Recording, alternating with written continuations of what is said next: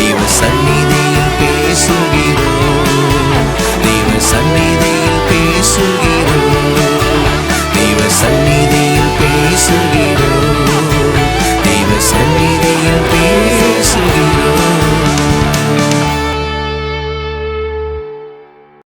எபேசியர் 1ஆம் அதிகாரத்தில் 4வது வசனம் வாசிங்க. எபேசியர் 1 4வது வசனம்.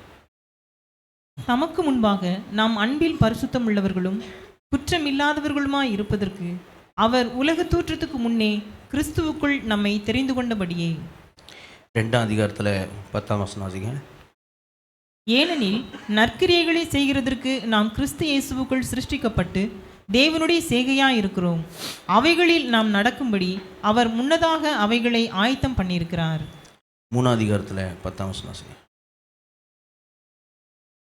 உன்னதங்களில் உள்ள துரைத்தனங்களுக்கும் அதிகாரங்களுக்கும் அவருடைய அனந்த ஞானமானது சபையின் மூலமாய் இப்பொழுது தெரியவரும் பொருட்டாக. 4ஆம் அதிகாரத்தில் 1வது வசனம் வாசிங்க. ஆதலால் கர்த்தர் நிமித்தம் கட்டுண்டவனாகிய நான் உங்களுக்கு சொல்லுகிற புத்தி என்னவெனில், நீங்கள் அழைக்கப்பட்ட அழைப்புக்கு பாத்திரவான்களாய் நடந்து. சரி, நம்ம எல்லாம் கண்களை மூடி தெய்வ செய்திக்காக ஆண்டவரை நோக்கி பார்ப்போம். வல்ல பிதாவே, நன்றியுடைமை சுதரிக்கிறோம், துதிக்கிறோம். கிருபையும் இறக்கும் தாயும் இறந்தவரே, அப்பா அந்த நேரத்திலும் குமாரனாக இயேசு நாமத்தின் வருகிற ஆண்டவரே, கர்த்தாவே ஆவியாயும் ஜீவனமாக இருக்கிற வார்த்தைகளை கொண்டு எங்களோட தேவனை பேசும்படியாக பரிசுத்த ஆவியானவர் எங்களோட இடைபடும்படியாக ஜெபிக்கிறோம். கர்த்தாவே, இந்த அடிமையை மறைத்து நீர் வெளிப்படும்படியாக வேத வசனங்களை அறிந்து கொள்ள எங்கள் மனதை திறக்கும்படியாக இந்த நாள் செய்தியில் எங்கள் இருதயங்கள் கொழுந்து விட்டு எரியத்தக்கதாக ஆவியானவர் எங்களுக்குள்ள கிரியை செய்யும்படியாக உம்முடைய வல்ல கரத்தில் எங்களை தாழ்த்துக்கிறோம். பெரிய காரியங்களை செய்யும் இயேசு நாமத்தை ஜெபங்கள் ஜீவனங்கள் நல்ல பிதாவே, ஆமென். அல்லேலூயா. நம்ம வேகமாக ஒரு 4 வசனங்களை வாசித்தோம். அந்த முதல் 3 வசனங்கள் நமக்கு தேவன் தந்திருக்கிற அழைப்பாக இருக்கிறது. அவருக்கு முன்பாக நாம் குற்றமில்லாதவர்களும் பரிசுத்தமுள்ளவர்களாக, அன்பிலே பரிசுத்தமுள்ளவர்களும் குற்றமில்லாதவர்களாக இருப்பதற்காக, அப்படிப்பட்ட வாழ்க்கையை நாம் நீங்களும் நானும் வாழ்வதற்காக அவர் உலகம் தோன்றுவதற்கு முன்னமே வேற யாரையாவது கூட தேர்ந்தெடுத்திருக்கலாம். ஆனால் உங்களையும் என்னையும் தேர்ந்தெடுத்திருக்கிறார். அதே போல அவருக்கு சாட்சியான வாழ்க்கை வாழும்படியாக நான் ரட்சிக்கப்பட்டிருக்கிறது எதற்காகன்னா, நல்ல கிரியைகள் சாட்சியான வாழ்க்கை வாழும்படியாக நம் கிறிஸ்து இயேசுக்குள் சிருஷ்டிக்கப்பட்டு புது சிருஷ்டிப்பாக இருக்கிறோம். இவைகளை நாம் செய்யும்படி அவர் முன்னதாக அவைகளை ஆயத்தம் பண்ணியிருக்கிறார்னு வசனம் சொல்லுகிறார். அப்படி நாம் சபையாய் சேர்ந்து செய்யும் பொழுது, நாம் ஒற்றுமையாக இருந்து செய்யும் பொழுது, அந்த தேவனுடைய அனந்த ஞானமானது எங்கெங்கேயோ பிறந்து வளர்ந்தவர்களெல்லாம் எப்படி ஒன்றாக அன்பாக இருக்கிறார்கள், ஒரே காரியமாக செய்கிறார்களே இவர்கள் எப்படின்னு சொல்லி அவருடைய அனந்த ஞானமானது சபையின் மூலமாக துரைத்தனங்களுக்கும் அதிகாரங்களுக்கும் தெரிய வரணும் அப்படின்னு சொல்லி ஆண்டவருடைய காரியமாக இருக்கிறார். அதனால் 4வது அதிகாரத்துக்குள்ளே வரும்பொழுது முதல் 3 அதிகாரங்கள் பிதாவாகிய தேவன் நமக்கு செய்ததும், கர்த்தராகிய இயேசு கிறிஸ்து நமக்கு செய்ததும், பரிசுத்த ஆவியானவர் நமக்கு செய்ததும். ஓகே, அப்படி 3 அதிகாரங்களிலே சொல்லிவிட்டு 4வது அதிகாரத்துக்கு வரும் பொழுது நாம் செய்ய வேண்டிய காரியங்களை குறித்து பேசுகிறது. நீங்கள் அழைக்கப்பட்ட அழைப்புக்கு எப்படி இருங்க, பாத்திரவான்களாக நடவுங்கள் அப்படின்னு சொல்கிறதுன்னு செய்ய பார்க்குறோம். கவனிங்க, இன்றைக்கி சொன்னேன், இன்றைக்கி எபேசியர் நிருபத்துடைய ஒரு ஸ்பெஷல் செய்தின்னு சொன்னேன். கடந்த வாரம் செய்தி என்னும்போது சொன்னேன் கிறிஸ்துவ வாழ்க்கைனா என்ன அப்படிங்கிறத கடந்த வாரம் சொன்னேன். அந்த செய்தினை இன்றைக்கி செய்தி நீங்கள் நல்லா கவனிச்சிங்கன்னா கிறிஸ்துவ வாழ்க்கைனா என்னன்னு தெரிஞ்சுக்கலான்னு சொல்லி சொன்னேன். இன்றைக்கி விசேஷமாக என்ன தெரிஞ்சுக்க போகிறோம் அப்படின்னு சொன்னால், ஒரு 3 முக்கிய அடையாளங்கள் அப்படின்னு தெரிஞ்சுக்க போகிறோம்.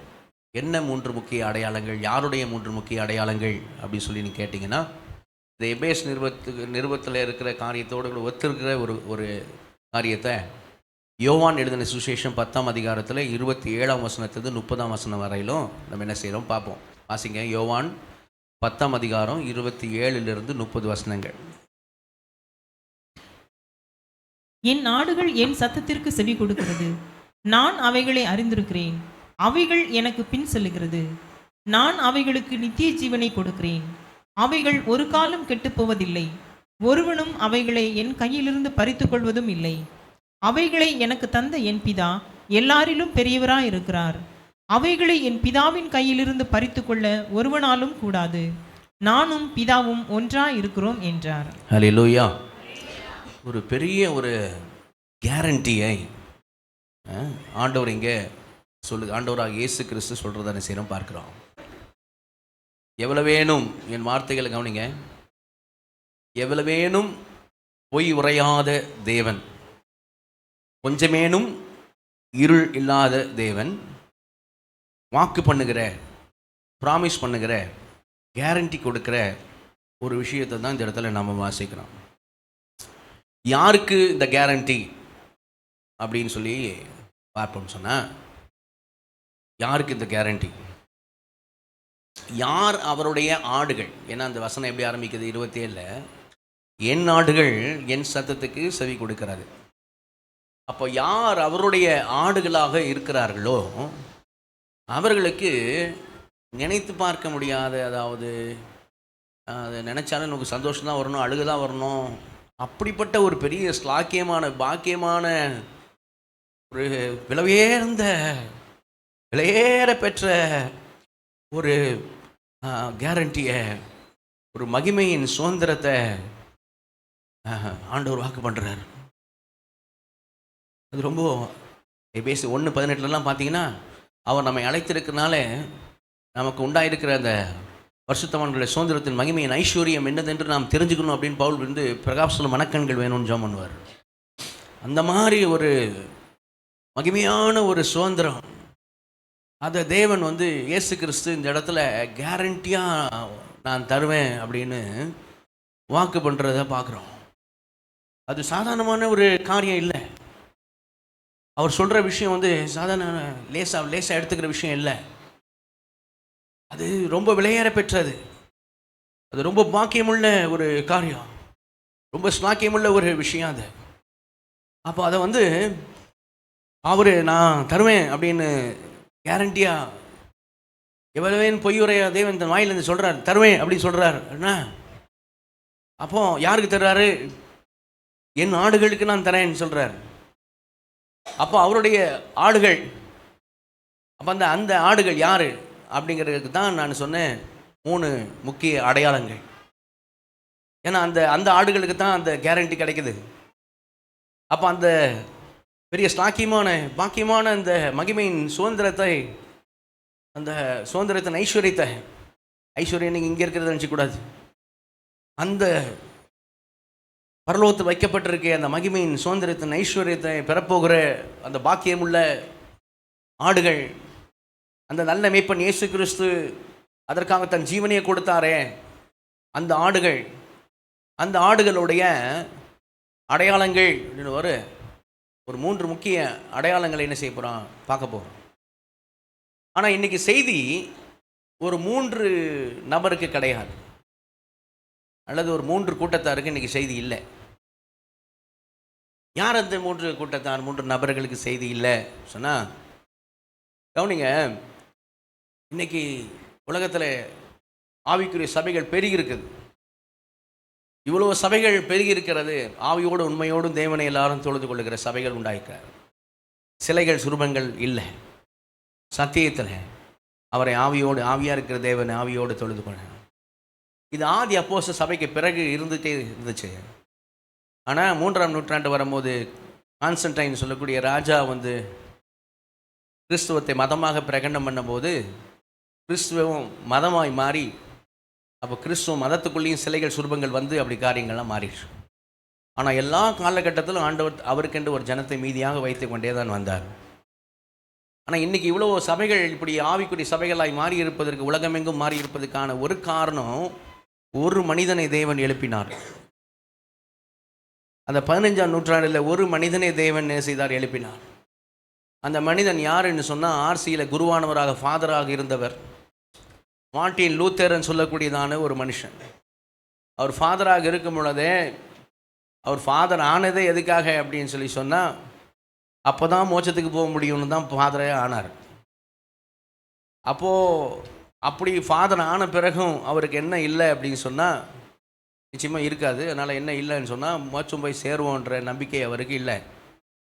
அப்போ மோட்சம் போகிறதுக்கு ரோம கத்தோலிக்க மதத்தில் என்னெல்லாம் சொல்லப்படுகிறது அப்படின்னு பார்த்தா நிறைய விஷயங்கள் சொல்லப்படுகிறது. அவங்க அங்கே இதை செய்யணும், உன்னை வருத்தி கொண்டு நீ அதை செய்யணும், இதை பண்ணணும், அதை பண்ணணும்னு நிறைய காரியங்கள் சொல்லப்பட்டது. பாவத்திற்காக பாவ மன்னிப்பு சீட்டு விற்கப்பட்டது. ஒரு லிஸ்ட்டு மாதிரி, மளிகை கடை லிஸ்ட்டு மாதிரி போட்டிருப்பாங்க. உதாரணத்துக்காக நான் சொல்கிறேன், நீ பொய் சொன்னால் 100 ரூபா, 2 பொய்னா 200 ரூபா, திருடினியா 1000 ரூபா, அடிச்சியா 500 ரூபா, இந்த மாதிரி ஒவ்வொரு பாவத்துக்கும் ஒரு ரேட்டு. அப்போ எத்தனை பாவம் பண்ண, எத்தனை தடவை பண்ண, அத்தனை அமௌண்ட்டு எழுதி டோட்டல் பண்ணி அந்த அமௌண்ட்டை நீ பே பண்ணிட்டீங்கன்னா உனக்கு ஒரு சர்டிஃபிகேட் கையில் கொடுத்துருவாங்க. அந்த சர்டிஃபிகேட் என்னது, உன் பாவங்கள் மன்னிக்கப்பட்டதுன்னு சர்டிஃபிகேட். அந்த சர்டிஃபிகேட் வாங்கிட்டா பரலோகம் போயிடலாம் அப்படிங்கிற ஒரு காரியம். மக்கள்லாம் என்ன செய்கிறாங்க, திருச்சபை சொல்லுதுன்னு சொல்லி நம்புகிறாங்க, எல்லாம் செஞ்சுக்கிட்டு இருக்காங்க. இவரும் என்ன பண்ணுறார், இப்படி தான் போல காரியம்னு நினைக்கிறார். பிலாத்து முன்னாடி இயேசு கிறிஸ்து நடந்து ஏறின படிகள், அந்த படிகளில் இயேசுடைய இரத்த துளிகள் விழுந்துச்சு. அதனால் அந்த படிகளை கொண்டு வச்சு அந்த படிகளுக்கு மேலே ஒரு சர்ச்சை கட்டி, அப்போ அந்த சர்ச்சுக்கு வர்றவங்கெல்லாம் கீழே வரைக்கும் நடந்து வந்துட்டு அந்த படிகள் மேலே ஏறி சர்ச்சுக்கு வரும்போது முட்டி போட்டே தான் அந்த படிக்கட்டில் ஏறி வரணும். ஆனால் இயேசு கிறிஸ்து ஏறின படிகள், அவர் ரத்தம் சிந்தப்பட்ட படிகள், அதனால் அதில் முட்டி போட்டு தான் என்ன செய்யணும், ஏறி வரணும் அப்படின்னு சொல்லப்பட்டது. இதெல்லாம் மோட்சம் போக செய்யணும் அப்படின்னு சொல்லப்பட்டதா? அதே போல் இவரும் என்ன பண்ணார், முட்டி போட்டுனே மேலே வந்தார். இவர் முட்டி போட்டுனே மேலே வர்றார், எல்லாரையும் பார்க்குறாரு, எல்லாரும் முட்டி போட்டுனே பயபக்தியோடு மேலே வராங்க. ஆனால் இவர் ஒரு முக்கால் இடத்துக்கு வந்தபோதே இவருக்கு உள்ளார ஒரு வாய்ஸ் கேட்குது, இன்னர் வாய்ஸ், உள்ளார ஒரு சத்தம், நீ பைபிளில் புதிய ஏற்பாட்டில் ரோமர் 1 அதிகாரத்தை 17ஆம் வசனத்தை வாசி அப்படின்னு கேட்குது. அப்போது இவர் ஃபாதருக்கு படித்தார்ல, ஃபாதராக இருக்கார்ல, அதனால் அங்கே செமினரியில் அந்த நாட்களில் ஃபாதர்ஸ்க்கு மட்டும்தான் பைபிள் லத்தீன் மொழியில் இருக்குது, பொது நிலையில் இருக்கிற கிடையாது, பைபிள் கிடையாது. ஃபாதர் சொல்கிறது தான் வேத வாக்கு, அதான் சாமி சொல்கிறது வேத வாக்கு, சாமி சொன்னால் சரி இன்னும் அது மாதிரியே. அப்போது அப்படின்னும் போது இவருக்கு அந்த செமினரியில் படித்தனால, எனக்கு கூட செமினரில் லாட்டின்லாம் சொல்லிக் கொடுத்தாங்க, லத்தீன் மொழி எனக்கும் சொல்லி தந்தாங்க. அதுமாரி செமினரியில் இருக்கும்போது லத்தீன் மொழி, கிரீக் மொழி இதெல்லாம் சொல்லிக் கொடுப்பாங்க. அப்போ அதை கற்றுக்கொண்டனால ஒரிஜினல் கிரீக் பைபிளில் ரோமர் 1 அதிகாரத்தில் 17ஆம் வசனத்தில் என்ன இருக்குது அப்படின்னு அவர் போய் படித்தார். படித்த பிறகு தான் அவர் கண்கள் திறந்தது. அவர் அறிஞ்சார் என்னன்னு சொன்னால், எந்த கிரியினாலையும் எவனும் இந்த உலகத்தில் பரலோகம் போய் சேர முடியாது என்பதனால தான் இயேசு இறங்கி வந்தார், ஜீவனை தந்தார், அடக்கம் பண்ணப்பட்டார், 3ஆம் நாள் உயிர்த்தெழுந்தார்.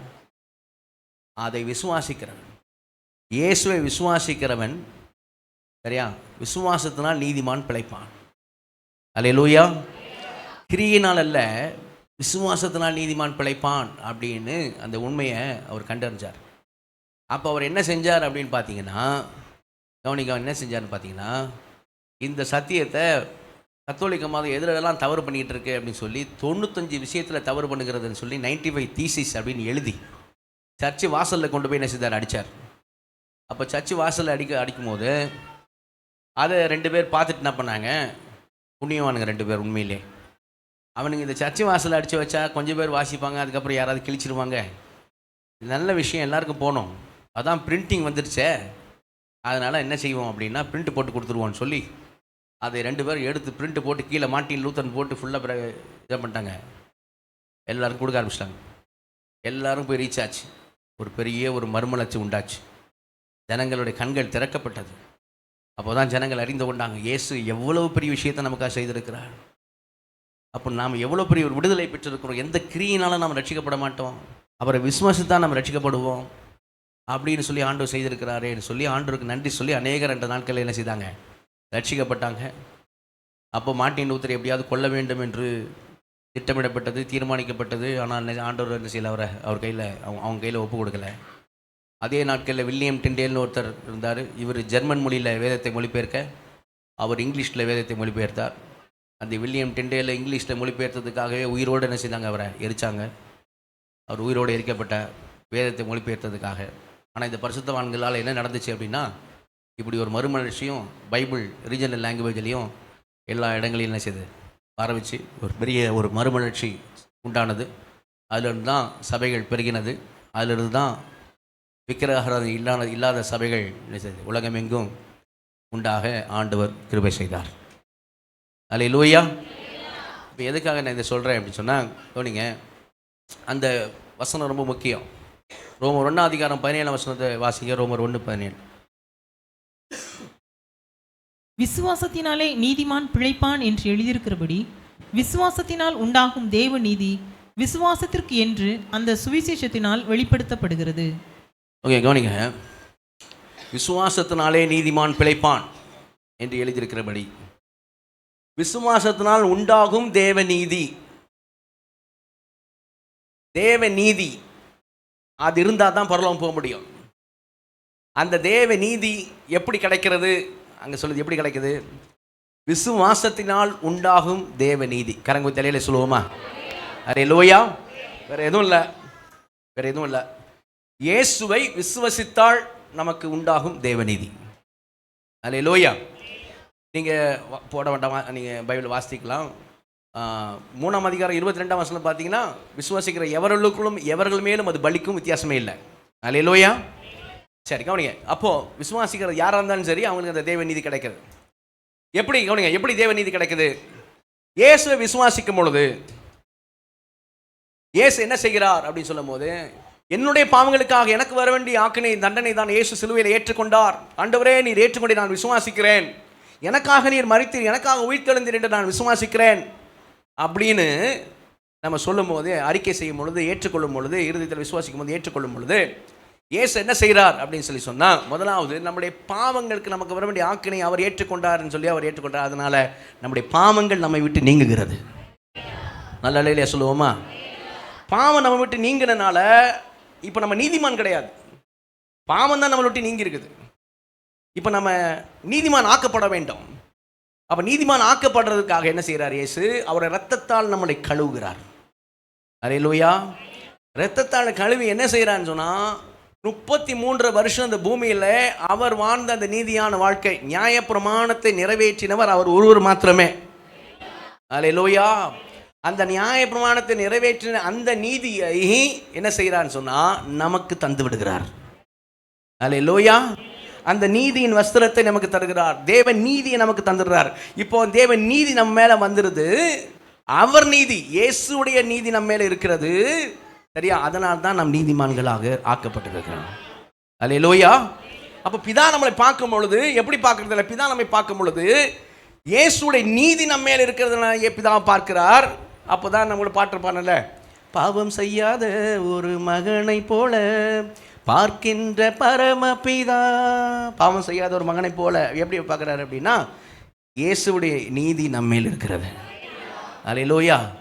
அப்போ நான் அப்படி பார்க்கணும். அப்படி தான் நம்மளை என்ன செய்கிறார் பார்க்குறாரு. அப்படிங்களா? இப்போ நல்லா கவனிங்க. இப்போ நீதி நம்ம மேலே வந்துடுச்சு. இயேசுடைய நீதி நம்ம மேலே வந்துடுச்சு. நம்ம ரட்சிக்கப்பட்டோம். ஸ்தோத்திரம். இப்போ ரட்சிக்கப்பட்ட பிறகு என்ன செய்யக்கூடாதுன்னா, நம்முடைய ஃபோக்கஸ், அதுக்கு பிறகு சிலருடைய ஃபோக்கஸ் மாறிடுது.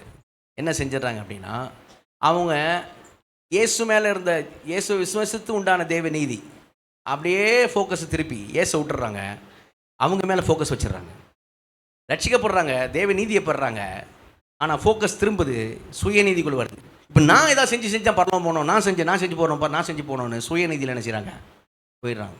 ஃபோக்கஸ் மாறிடுது. ஆனால் இந்த வசனம் என்ன சொல்லுது அப்படின்னா, விசுவாசத்தினால் நீதிமான் பிழைப்பான் என்று எழுதியிருக்கிறபடி விசுவாசத்தினால் உண்டாகும் தேவ நீதி விசுவாசத்துக்கென்று அந்த சுவிசேஷனால் வெளிப்படுத்தப்படுகிறது. அல்லேலூயா. இந்த இடத்துல நம்ம தமிழ் பைபிளில் நமக்கு புரியல, விசுவாசத்திற்கென்று அப்படின்றது புரியல. நல்ல பழைய மொழிபெயர்ப்பு ஆர்சி பைபிளுடைய வசனம் போட்டாங்க, திரும்பி போடுவாங்க. இதில் பாருங்கள், அதில் என்ன போட்டிருக்கு பாருங்கள். இங்கிலீஷ் பைபிள் இப்படி தான் போட்டிருக்கு. ஆனால் இதில் தமிழ்லேயே நமக்கு கிடச்சிருக்கிறது பெரிய ஸ்லாக்கியம். நான் வாசிக்கிறேன். ஏனெனில் நேர்மையுடையோர் தம் நம்பிக்கையால் வாழ்வடைவர் என மறைநூலில் எழுதியுள்ளது அல்லவா? இவ்வாறு மனிதரை தமக்கு ஏற்புடையவராக்கும் கடவுளின் செயல் நற்செய்தியில் வெளிப்படுகிறது. தொடக்கம் முதல் இறுதி வரை இந்த செயல் நம்பிக்கையின் அடிப்படையில் தான் நிகழ்கிறது. அல்லேலூயா. அப்போ நம்ம விசுவாசித்தோம், தேவ நீதி நமக்கு கிடைக்கிறது. விசுவாசத்தினால் நீதிமான் பிழைப்பான். விசுவாசிக்கிறோம், தேவ நீதி நமக்கு கிடைக்கிறது, ரட்சிக்கப்படுகிறோமே. சரியா? அப்பத்திலிருந்து துவக்கம் முதல் முடிக்கிற வரையிலும் இது எதில் தான் போகும்னா இது நம்பிக்கையில் தான், விசுவாசத்தை தான், கிரியையினால அல்ல. நல்ல அல்லையா சொல்லுவோமா? அல்லேலூயா. நடுவில் மாறல, நடுவில் ஃபோக்கஸ் மாறல, வசனம் மாறல. வசனம் தெளிவாய் சொல்லுகிறது, விசுவாசத்தினால் நீதிமான் பிழைப்பான் என்று எழுதியிருக்கிறபடி விசுவாசத்தினால் உண்டாகும் தேவ நீதி, உனக்கு உண்டாச்சு அந்த தேவ நீதி, அது கடைசி வரையிலும், அதே துவக்கம் முதல் இறுதி வரையிலும் கடைசி வரையிலும் விசுவாசத்திலே தான் என்ன செய்யும், அது வெளிப்படுகிறது. அல்லேலூயா. அப்போ அந்த விசுவாசம் ரொம்ப முக்கியம். விசுவாசம் எந்த விசுவாசம்னா இயேசு மேல் வைக்கிற அந்த விசுவாசம். அல்லேலூயா. அந்த ஃபோக்கஸ் நம்ம பக்கம் என்ன செய்யக்கூடாது, திரும்பிடுச்சுன்னு சொன்னால் நம்ம சுயநீதிக்குள்ளே வந்துடுவோம் அடுத்து. அப்போ இயேசு விசுவாசம் உண்டாக தேவ நீதி அது கிடைச்சது. ஆனால் அதை விட்டுட்டு அடுத்து நம்முடைய நான் செய்யணும், நான் பண்ணணும், நான் காண அப்படி போகும்போது என்ன செய்வோம், அதில் 2 விஷயம் நடக்கும். ஒன்று, நம்ம என்ன செய்வோம் அப்படின்னா, அப்படிலாம் செய்கிறதுனால ஒரு பெருமை நமக்குள்ள வந்துடும். பெருமை உள்ளவர்களாக என்ன செய்வோம், மாறி போயிடுவோம். அல்லது என்னன்னா நம்பிக்கை இல்லாதவர்களாய் மாறிடுவோம். நான் போயிட மாட்டேன் நித்திய ஜீவனுக்கு அப்படின்னு நம்பிக்கை இல்லாதவர்களாக என்ன செய்வோம், நம்ம மாறிடுவோம். எதனால? நம்ம ஃபெயிலியர் ஆகிறதுனால மாறிடுவோம். நிச்சயமாக ஃபெயிலியர் தான் ஆகும். ஏன்னா பெரிய ஆள் ஒரு ஆள் யார், பவுல். அவரே ரோமர் 7 வாசிக்க வேணாம், ரோமர் 7 அதிகாரத்தில் இந்த பிரச்சனை தான் சொல்லுவார். நான் நல்லது செய்யணும் தான் நினைக்கிறேன், ஆனால் என்னால் நல்லது செய்ய முடியல. தீமை செய்யக்கூடாதுன்னு நினைக்கிறேன், ஆனால் தீமை தான் என் செய்ய வர்றது. ஆனால் உள்ள ஆசை வேற, ஆனால் செய்கிறது வேற. உள்ள ஒரு பாவ பிரமாணம் உட்காந்துட்டு இந்த மாதிரி என்னை பண்ண வைக்குது. நியாய பிரமாணத்தினால நான் முயற்சி செய்கிறேன், அதனால் நான் ஃபெயில் ஆகிறேன் அப்படின்வார். அப்போ நியாய பிரமாணத்தினால முயல்கிற யாராக இருந்தாலும் சரி, அவங்க ஃபெயில் ஆவாங்க. இல்லைன்னா எப்படி ஆகிடுவாங்க தெரியுமா? ஒன்று ஃபெயில் ஆவாங்க, பவுல் சொல்கிற மாதிரி, சரியா? அல்லது லூக்கா 18 வரான ஒரு பரிசேயன் ஜெபம் பண்ணும்போது 2 மனுஷன் வந்தாங்கன்னு ஆண்டு சொல்லுவார்ல, முன்னாடி போய் நின்று சொல்லுவான்ல, பின்னாடி நிற்கிற அவனை மாதிரி நான் விபச்சாரக்காரன், அநியாயக்காரன், வேசித்தனக்காரன், அந்த மாதிரி நான் இல்லாததுக்கா ஸ்தோத்திரம். நான் நல்லா ஜெபம் பண்ணுறேன், நான் நல்லா பைபிள் படிக்கிறேன், நான் நல்லா ஜெபம் பண்ணுறேன், நான் நல்லா கொடுக்குறேன், நான் நல்லா பண்ணுறேன், நான் பண்ணுறேன். அப்படி தான் நான் இருப்பான். அது சுயநீதியில் நினைப்பாங்க, பெருமையில் நினைப்பாங்க. சரிங்களா? அப்படி நியாய பிரமாணத்தினால ரட்சிக்கப்பட்ட பிறகு நியாய பிரமாணத்தினால நீதிமான் ஆக வேணும்னு, நீதிமான் ஆக்கப்பட்ட பிறகு லாஸ்ட் இது முடிய இந்த விசுவாசத்தை தேவ நீதியை விட்டுட்டு சுயநீதிக்குள்ளே போகிறவங்களா? கலாத்திய சபை அப்படி போச்சு. கலாத்திய சபை நல்லா தான் ஆரம்பிக்கும் போது. ஆனால் ஒரு சிலர் போய் குழப்பிட்டாங்க அவங்கள. இயேசு கிறிஸ்துவ விசுவாசத்தை நீ ரட்சிக்கப்பட்ட மட்டும் போதாதுமா, நீ நியாய பிரமாணத்தை கை கொண்டா தான் உனக்கு மோட்சம்னு சொல்லிட்டாங்க பாருங்க. அவங்களும் அப்படியான்ட்டு நாங்கள் கை கொள்கிறோன்னு முடிவு பண்ணாங்க பாருங்க. அப்போ பவுல் நிருபம் எழுதுகிறார். அந்த நிருபத்தில் பவுல் என்ன கேட்குறார் வாசிங்க. கலாத்தியரில் 3ஆம் அதிகாரத்தில் 3 வசனம் 4 வசனம் வாசிங்க. கலாத்தியர் 3ஆம் அதிகாரம் 3 வசனம் 4 வசனம். ஆவியினாலே ஆரம்பம் பண்ணின நீங்கள் இப்பொழுது மாம்சத்தினாலே முடிவு பெறப் போகிறீர்களோ? நீங்கள் இத்தனை புத்தியினரா? இத்தனை பாடுகளையும் வீணாய் பட்டீர்களோ? அவைகள் வீணாய் போயிற்றே. என்ன சொல்றாரு? ஆவியினாலே ஆரம்பம் பண்ணின நீங்கள், ஆவியினாலே ஆரம்பம் பண்ணீங்க, எப்படி முடிக்க போறீங்க? மாம்சத்தில் முடிக்க போறீங்களா? அப்போது எல்லாம் பிரயாசம்லாம் வீணாய் போயிட்டுறான். அது ஸ்க்ரீனில் வசனம் போடுப்பான். பிரயாசம்லாம் வீணாக போயிட்டோம் அப்படின்ற மாதிரி என்ன செய்கிறாரு அவர் கேட்குறது பார்க்குறோம். கலாத்தியர் 5ஆம் அதிகாரத்துக்கு வாங்க, அவங்கள என்ன சொல்கிறார் பாருங்கள். கலாத்தியர் 5ஆம் அதிகாரத்தில் 4ஆவது வசனம் 4ஆம் வசனம். நியாயப்பிரமாணத்தினால் நீதிமான்களாக விரும்புகிற நீங்கள் யாவரும் கிறிஸ்துவை விட்டு பிரிந்து கிருபை நின்று விழுந்தீர்கள். நாங்களோ நீதி கிடைக்கும் என்று ஆவியை கொண்டு விசுவாசத்தினால் நம்பிக்கையோட காத்திருக்கிறோம். 4ஆம் வசனம் போடுங்க, கவனிங்க. 4ஆம் வசனம் சொல்றாருன்னா, ரட்சிக்கப்பட்ட பிறகு விசுவாசம் உண்டாக தேவ நீதியை விட்டுட்டு மறுபடியும் நீ சுய நீதிக்குள்ளே போறானா, நியாய பிரமாணத்தில் நீதிமானாக விரும்புகிற நீங்கள் யாவரும் கிறிஸ்துவை விட்டு பிரிந்து கிருபையிலிருந்து விழுந்தீர்கள். சரியா? கிருபையிலிருந்து விழுந்தீர்கள், வாழிங்கவே விழுந்து போறீங்க அப்படின்னே சொல்றார். ஆனால் அவரோட இருக்கவங்களை பிரித்து பேசுறார். ஆனால் நாங்கள் எப்படி இருக்கிறோம்? அடுத்த வசனம் பாருங்க. நாங்களோ நீதி கிடைக்கும் என்று ஆவியை கொண்டு விசுவாசத்தினால் நம்பிக்கையோடு காத்திருக்கிறோம். அல்லேலூயா. இயேசு விசுவாசிக்கிறோம். அல்லேலூயா. அதனால எங்களுக்கு நித்திய ஜீவன் உண்டுன்னு நாங்கள் நம்பிக்கையோடு காத்திருக்கிறோம். அல்லேலூயா. நாங்கள் என்ன செய்யலைன்னா உங்களை மாதிரி நியாயப்பிரமாணத்தினால் நீதி வாங்கணும், நாங்கள் சுய நீதிக்குள்ளே நாங்கள் என்ன செய்யலை, போகலை. இப்போ இவங்களுக்கு ஒரு பேர் சொல்லணும்னு வச்சுங்களேன். ஏற்கனவே நான் சொல்லியிருக்கேன், இவங்க எங்கே இருக்கிறவங்க சொல்லியிருக்கேன். இவங்க எங்கே இருக்கிறவங்க சொல்லியிருக்கேன். இந்த பக்கம் காமிப்பேன், உங்களுக்கு ஞாபகம் இல்லைன்னு நினைக்கிறேன். சாணியில் இருக்கவங்கன்னு சொல்கிறேன் இல்லையா, சாணியில் சுயநீதியில் சாணியில் போய் நிற்காமன்னு சொல்கிறேன். இவங்களுக்கு ஒரு பேர் இங்கே கலாத்தியரில் பார்த்தீங்கன்னா ஒரு புது பேர் வருது. என்ன பேர் அப்படின்னா, அந்த 3ஆம் அதிகாரத்தில் 4ஆம் வசனம் வாசிங்க. இத்தனை பாடுகளையும் வீணாய் பட்டீர்களோ, அவைகள் வீணாய் போயிற்றே. வீணாய் போனவர்கள் இவங்க யாரு? வீணா போனவங்க இல்லையா, அப்படி தானே சொல்கிறார் அவர். வீணா போயிட்டா அப்படின்னாரு. வீணா போனவங்க இவங்களை வந்து எபிரேய நிருபத்தில் வரும்பொழுது, எபிரேயர் 6ஆம் அதிகாரத்துக்கு வாங்க. எபிரேயர் 6ஆம் அதிகாரத்தில் 4ஆம் வசனத்துலேருந்து 6ஆம் வசனம் வாசிங்க. ஏனெனில் ஒரு தரம் பிரகாசிப்பிக்கப்பட்டும் பரம ஈவை ருசி பார்த்தும் பரிசுத்த ஆவியை பெற்றும் தேவனுடைய நல் வார்த்தையையும் இனிவரும் உலகத்தின் பலன்களையும் ருசி பார்த்தும் மறுதலித்து போனவர்கள் தேவனுடைய குமாரனை தாங்களே மறுபடியும் சிலுவையில் அறைந்து அவமானப்படுத்துகிறபடியால் மனம் திரும்புகிறதற்கு ஏதுவாய் அவர்களை மறுபடியும் புதுப்பிக்கிறது கூடாத காரியம். மறுதலித்து போனவர்கள் அவங்களை புதுப்பிக்கிறது கூடாத காரியம் சொல்லுங்க. நீங்கள் மறுதலித்து போனவர்கள்லாம் நம்ம சொல்ல இப்போ என்ன பழையபடி விக்கிரகாரர்கள் போயிட்டாங்க அப்படின்னு உண்மைதான். ஆனால் அந்த கான்டெஸ்ட்டில் எபிரேய நிருபத்தில் பார்த்தா என்னன்னு சொன்னால் அவங்க யூத மார்க்கத்தில் போயிடுறாங்க. இவங்க யாருன்னா யூதரில் ரட்சிக்கப்பட்ட யூதர்கள் மறுபடியும் யூத மார்க்கத்தில் போகிறாங்க. மறுபடியும் யூத மார்க்கத்தில் போகிறாங்கன்னா என்ன அர்த்தம்? நியாயப்பிரமாணத்தான் நீதிமன்றாக போகிறாங்க. அப்போ இங்கே அவர் மறுதலித்து போனவர்கள் அப்படிங்கிறார். நீங்கள் இங்கிலீஷ் பைபிளில் பார்த்தீங்கன்னா இங்கேயும் ஃபாலிங் தான் போட்டிருக்கு. இங்கேயும் NASBயில் பார்த்தீங்கன்னா இங்கேயும் ஃபாலிங் தான் சொல்லியிருக்கோம். அங்கேயே கலாத்தியர் 5ஆம் அதிகாரம் 4ஆம் வசனத்துலேயும் கிருபையிலிருந்து விழுந்தீர்கள் ஃபாலிங் தான் போட்டிருக்கோம். 2 இடத்துல விழுகிற கூட்டத்தை தான் காமிக்கிறார். எதில் விழுறாங்க? சுயநீதினால் விழுறாங்கன்னு சொல்கிறார். அங்கே ஸ்டார்டிங் ஸ்டேஜ் மாதிரி கிருபையிலிருந்து விழுகிறது, இங்கே எண்டிங் ஸ்டேஜ் மாதிரி கிறிஸ்துவ விட்டே போயிடுறது. அதனால் இவர்களை புதுப்பிக்கிறது கூடாத காரியம் அப்படி சொல்லிடுறேன். கவனிங்க. அப்போது விசுவாசத்தினால் நீதிமான் பிழைப்பான் எழுதியிருக்கிறபடி விசுவாசம் உண்டாகும் தேவ நீதி துவக்கம் முதல் முடிவு வரும் விசுவாசத்தினால தான் வெளிப்படுத்தப்பட்டிருக்கிறது. அல்லேலூயா. அப்போ அந்த நம்ம இயேசுவை விசுவாசிக்கிறோமே, அதனால் நமக்கு உண்டாயிருக்க தேவ நீதி, அதை கவனிங்க, அது நாம் விரும்பல. இயேசுவே அவருடைய நீதி நமக்கு தந்திருக்கிறார். அல்லேலூயா. இயேசுவே அவருடைய நீதி நமக்கு இதை பண்ணியிருக்காரு, கொடுத்துருக்கிறார். சரிங்களா? ஆமாம். இன்றைக்கி பரிசுத்த ஆவி நம்மோட விசேஷமாக இந்த நாளில் இடைபடுவாராக. அல்லேலூயா. இன்னொரு கூட்டத்தாருக்கு செய்தி இல்லைன்னு சொன்னாங்க. அவங்க யார் அப்படின்னா, இந்த எபேசியர் 4ஆம் அதிகாரத்தில் பார்த்தீங்கன்னா நம்மளை பற்றி 24ஆம் வசனத்தில் என்ன போட்டிருக்குன்னா, மெய்யான நீதியிலும் பரிசுத்தத்திலும் சிருஷ்டிக்கப்பட்ட புதிய மனுஷன் போட்டிருக்கோம். எபேசியர் 4:24 மெய்யான நீதின்னு போட்டிருக்கோம். முதல்ல சொன்ன கூட்டம் சாணியில் நிற்கிற கூட்டம், வீணாய் போனவர்கள், அவர்கள் சுயநீதி உடையவர்கள். 2வது கூட்டம் யாருன்னா மெய்யான நீதியில் பொய்யான நீதி, பொய்யான நீதி உடையவர்கள்.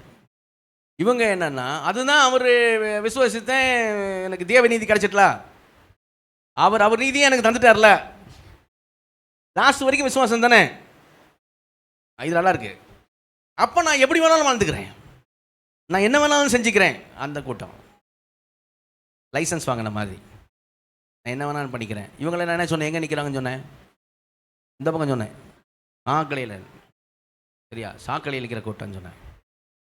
இவங்களை பைபிள் ஒரு பேர் சொல்லுது. என்ன பேர் சொல்லுது பைபிள்?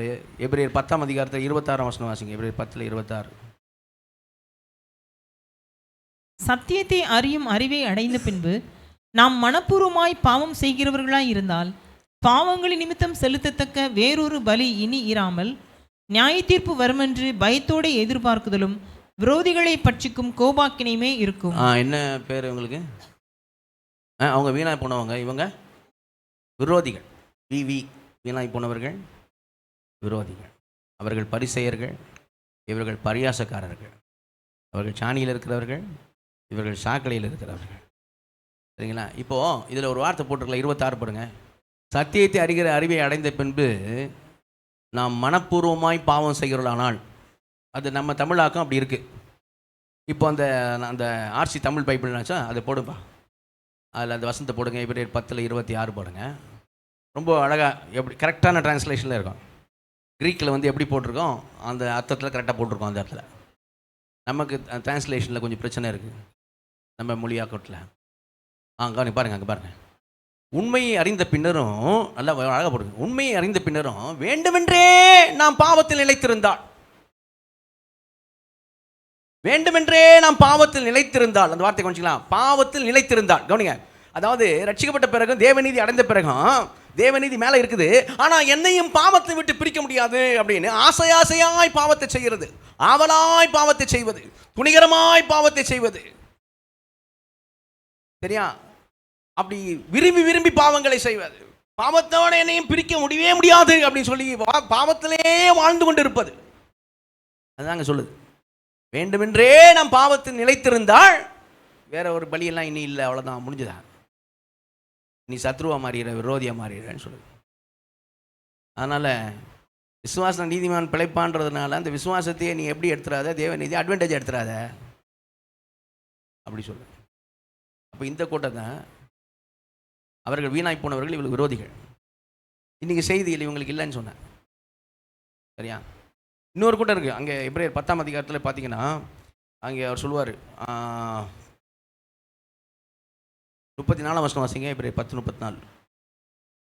நான் கட்டப்பட்டிருக்கையில் நீங்கள் என்னை குறித்து பரிதபித்ததும் இன்றி பரலோகத்தில் அதிக மேன்மையும் நிலையுள்ளதுமான சுதந்திரம் உங்களுக்கு உண்டென்று அறிந்து உங்கள் ஆஸ்திகளையும் சந்தோஷமாய் கொள்ளையிட கொடுத்தீர்கள். ஆகையால் மிகுந்த பலனுக்கு ஏதுவான உங்கள் தைரியத்தை விட்டுவிடாதிருங்கள். கவனிங்க, என்னத்துக்கு சொல்றாரு? எதுக்கு அவர் ஆஸ்தியெல்லாம் கொள்ளையிட, கவனிங்க, எதுக்கு ஆஸ்தியெல்லாம் கொள்ளையிட கொடுத்ததுலாம் ஏன் சொல்றாரு? காரணம் உண்டு. அந்த எபிரேய யூதர்கள் ஒரு பக்கம் உபத்திரத்தினால என்ன பண்ணாங்க, ஆண்டவர் விட்டு போனாங்க. ஒரு பக்கம் ஐயோ தெரியாமல் வந்துட்டோம், அதுதான் மேன்மையானதுன்னு நினச்சி என்ன பண்ணாங்க, சுயநீதியில் போகணுன்னு போயிட்டாங்க. சரியா? ஒரு பக்கம் பாவத்தில் என்ன செய்கிறான், போகிறாங்க. இன்னொரு பக்கம் இந்த பிரச்சனை என்ன ப்ராப்ளம் அப்படின்னா, அந்த நாட்களில் கவனிங்க, இயேசு கிறிஸ்துவை ரட்சகராக ஏற்றுக்கொண்டு இருந்தால் ஒரு ஃபேமிலி அப்படின்னா, கவனிங்க, யூதர்லேருந்து ரட்சிக்கப்படுறாங்க. யூதர்ல ரட்சிக்கப்பட்ட ஒரு பையன். அப்போ என்ன நடக்குது அப்படின்னா, அந்த குடும்பத்தார் என்ன பண்ணுறாங்கன்னா, அவங்க இன்னும் ரட்சிக்கப்படலை. அப்போது நீ இயேசுகிட்ட போயிட்டியா, உனக்கு சொத்துல உனக்கு பங்கு கிடையாது அப்படின்ட்டாங்க. உனக்கு சொத்துல சல்லி காசு கிடையாதுடா, உனக்கு இயேசை விட்டுட்டு வந்தீங்கன்னா உனக்கு காசு, இல்லைன்னா இல்லை. அப்படி நடந்துச்சுங்க அன்றைக்கி. அதனால தான் இந்த வசனம் அங்கே போட்டிருக்கு. அப்படி தான் நடந்துச்சு அன்றைக்கி. எஜமான் யூதனாக இருப்பான், இவன் வேலை செஞ்சுட்டு இருந்தான். அந்த டைமில் ரசிக்கப்பட்டான். இப்போ இயேசு ஏற்றுக்கொட்டான். இப்போ எஜமானுக்கு தெரியுது. அப்போ எஜமான் சொல்கிறான், கம்பெனியில் தொடர்ந்து நீ வேலை செய்யணும், வருமானம் வேணும்னா நீ மறுபடியும் யூத மார்க்கத்துக்கு வரணும். அவன் யூத மார்க்கத்து வைராக்கம் பாராட்டுறான். இல்லை சீட்டு கழிச்சணும், போயிடு, அவ்வளோதான், உனக்கு வேலை இல்லை. அப்படி நடந்துச்சு. சரியா? இப்போது சஃபர் ஆகும் நிறைய பேர். வேலை போச்சுன்னா எப்படி, எங்கே போனாலும் எப்படி கேட்குறான், யூதன் நீ நீ கிறிஸ்டியனா ஜூவா அப்படி கேட்குறான். யூதன்னா தான் வேலை, கிறிஸ்துவன்னா போடான்றான். சரியா? வீட்டில் சொத்துலையும் பங்கு இல்லை, அந்த நிலைமை. அப்போது அவர் எழுதுறாரு, ரட்சிக்கப்பட்டப்போ ஆசையெல்லாம் கொள்ளையிடுறதுக்கு சந்தோஷமாக கொடுத்தீங்களாப்பா, ஏன்பா இப்போ என்னப்பா ஆச்சு அப்படின்னார். சிலர் இந்த இப்படி சொல்கிறீங்களா, இதெல்லாம் உண்மை நடந்த காரியங்க. ஆதி அப்போஸ்தல சபையில் இந்த மாதிரி பிரச்சனைகள் எல்லாம் கிறிஸ்தவர்கள் சந்திச்சிருக்கிறாங்க. இது சாதாரண பிரச்சனை இல்லை. சிலர் ரொம்ப சாதாரணமாக சொல்லுவான், இதெல்லாம் ரொம்ப சாதாரணமாக பேசுவான் சிலர். இது சாதாரணமான பிரச்சனையாக இருந்துச்சுன்னா யோபை சோதிக்கிறதுக்கு பிசாசு கூட இது ஒரு ஆயுதமாக பயன்படுத்த வேண்டிய அவசியம் இல்லை. இது சாதாரணமாக இருந்துச்சுன்னா, உத்தமனும் நீதிமானுமா இருக்கிறவன், சன்மார்க்கமாக தேவனுக்கு பயந்து பொல்லாப்பு விலகிற மனுஷனுக்கு கூட அவனை சோதிக்கணும், ஆண்டவர் அவன் தூசிக்கிறான் இல்லையான பார்க்கணும்னு சொன்னா அவனுக்கு கூட இப்படிப்பட்ட சோதனை தான் பிசாசு பெர்மிஷன் கேட்டு பண்ணான்னா முதலாவது உடைமைகளை தான் எடுத்தான். அதனால் இது சாதாரண விஷயம்னு என்ன செய்யக்கூடாது, நம்ம நினச்சிடக்கூடாது. சிலர் யோபுடைய ஃப்ரெண்ட்ஸ் மாதிரி இருப்பாங்க, அவங்க எதையும் இழந்திருக்க மாட்டாங்க. அதனால யோபை எப்படி வார்த்தையில துன்பப்படுத்தினாங்களோ அப்படி என்ன பண்ணுவாங்க, துன்பப்படுத்துவாங்க. ஏன்னா இவங்க எதுவும் இழந்தது இல்லை, இவங்களுக்கு அது கஷ்டம் என்னன்னு தெரியாது, அவங்களுக்கு தெரியாது அது கஷ்டம் என்னன்னு. ஆனால் ஆண்டவருக்கு தெரியும், பிசாசுக்கு தெரியும், இதனால கூட என்ன செஞ்சிட முடியும், வெளியே தூக்கிட முடியும் அப்படின்ட்டு. ஆனால் யோபு தன் உத்தமத்தில் நிலைத்திருந்தான். கர்த்தர் பின்னால் அவன் முன்னிலைமை பார்க்கலாம், பின்னிலைமை கர்த்தர் ரெட்டத்தனையாக ஆசீர்வதித்தார். அல்லேலூயா. அப்போ ஆண்டவர் ஆசீர்வதித்தார். ஆண்டவர் சொல்ல, யோபு சூப்பர், உத்தமத்தில் நிலைத்திருந்தா சூப்பர், உனக்கு அந்த 10 பிள்ளைகளை மட்டும் தரேன், மற்றதெல்லாம் எதுக்குப்பா அப்படி சொல்ல ஆண்டவர் ஆசீர்வதிச்சார். அதான் நான் சொன்னேன், போன ஒரு செய்தியில் சொன்னேன், அண்ணாச்சியே கொசுர் கொடுத்தா ஆண்டவர் கண்டிப்பாக அண்ணாச்சியே கொசுர் கொடுப்பார். அந்த கடையில் வச்சிருக்கிற அண்ணாச்சிகளே கொசுர் கொடுப்பாங்கன்னா ஆண்டவர் கண்டிப்பாக தருவார். அல்லேலூயா. ஆனால் ஆபிரகாமுக்கு உண்டான ஆசீர்வாதம் கலாத்தியர் 3:14 ஆபிரகாமுக்கு உண்டான ஆசீர்வாதம் கிறிஸ்து இயேசுவினால புறஜாதியார் நமக்கு வரணும் அப்படின்னா அது ஆபிரகாமுக்கு உண்டான ஆசீர்வாதம் என்ன அப்படின்னா அது ஆபிரகாம் செல்வ சீமானா இருந்தான். அது இல்லை. அங்கே கலாத்தியர்லேயே அங்கேயே சொல்லியிருக்கு அது என்ன ஆசீர்வாதம் அப்படின்றது அங்கேயே சொல்லியிருக்கு. என்ன சொல்லியிருக்கு கலாத்தியரில் 3ஆம் அதிகாரத்துக்கு வாங்க, 6ஆம் வசனம் வாசிங்க. 6ஆம் வசனம் 7ஆம் வசனம். அப்படியே ஆபிரகாம் தேவனை விசுவாசித்தான், அது அவனுக்கு நீதியாக எண்ணப்பட்டது. ஆபிரகாம் தேவனை விசுவாசித்தான், அது அவனுக்கு நீதியாக எண்ணப்பட்டது. 9ஆம் வசனம் வாசிங்க. அந்தபடி விசுவாச மார்க்கத்தார் விசுவாசம் உள்ள ஆபிரகாமுடனே ஆசீர்வதிக்கப்படுகிறார்கள். புரியுதா? அந்தபடி அதுதான் ஆசீர்வாதம். அதாவது ஆபிரகாம் எந்த கிரியை இல்லை, அவன் தேவனை விசுவாசித்தான். பாருங்க, அந்த விசுவாசமே அவனுக்கு நீதியாக எண்ணப்பட்டது. அதே போல நமக்கும் இயேசுவை விசுவாசித்தாலே அது நமக்கு நீதியாக எண்ணப்படுகிறது. அல்லேலூயா. அதுதான் ஆபிரகாம் உண்டான ஆசீர்வாதம் இயேசு கிறிஸ்து மூலமா புறஜாதிகளுக்கு வரும்படியா.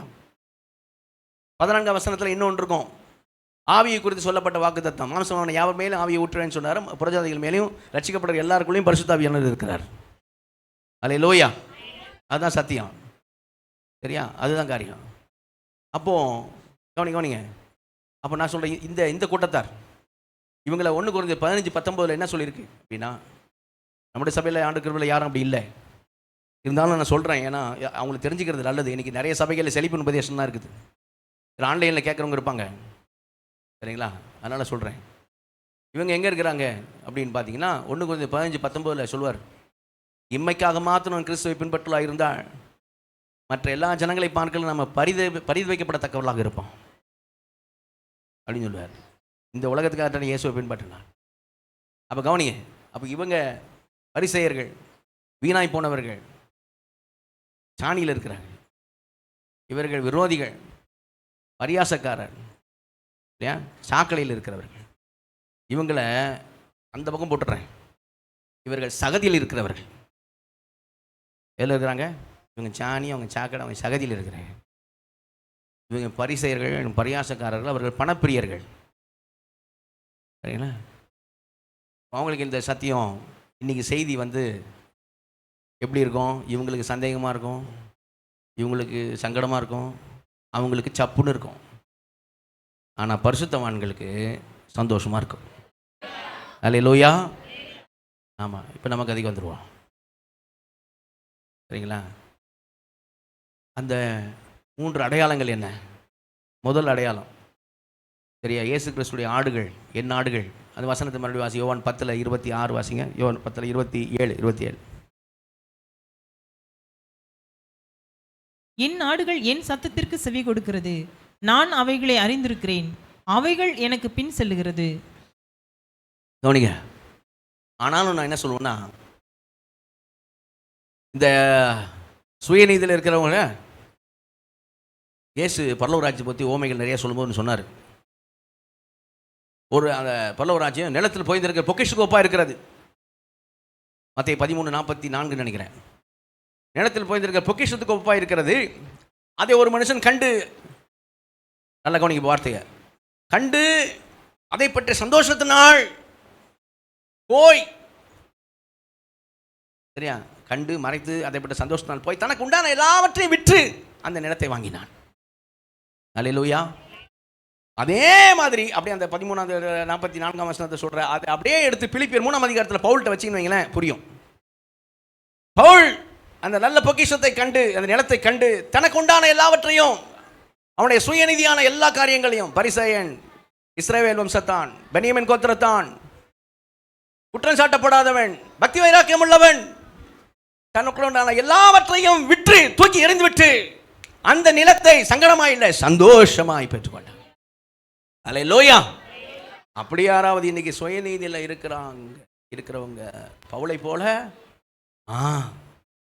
நானும் வந்துடுறேன் அப்படின்னா செய்தி உங்களுக்கும் உண்டு. அல்லேலூயா. அதுபோல ஒருவேளை அந்த பக்கம் நிற்கிறவங்கள சகேயை போல, ஒரு மனநிர்மைய சகேயை போல வருகிறேன் அப்படிங்கிறவங்கள உங்களுக்கும் செய்தி உண்டு. அல்லது இந்த பக்கம் கெட்ட குமாரன் உணர்ந்து வந்தது போல நான் வருகிறேன் அப்படின்னு சொன்னா அவங்களுக்கு செய்தி உண்டு. அல்லேலூயா. ஆனால் முக்கியமாக செய்தி அவருடைய ஆடுகளுக்கு உண்டு. அப்போ ஆடுகளுடைய முதல் அடையாளம் என்னன்னா, முதல் அடையாளமே என்ன தெரியுமா? நொறுங்குண்ட இருதயம். நல்ல நிலையிலே சொல்லுவோமா? அது என்ன நொறுங்குண்ட இருதயம் அப்படி கேட்டிங்கன்னு வச்சுங்களேன். ரோமர் 11 அதிகாரத்தில் 4 வசனம் 5 வசனம் வாசிக்கிறோம். ரோமர் 11 4 5.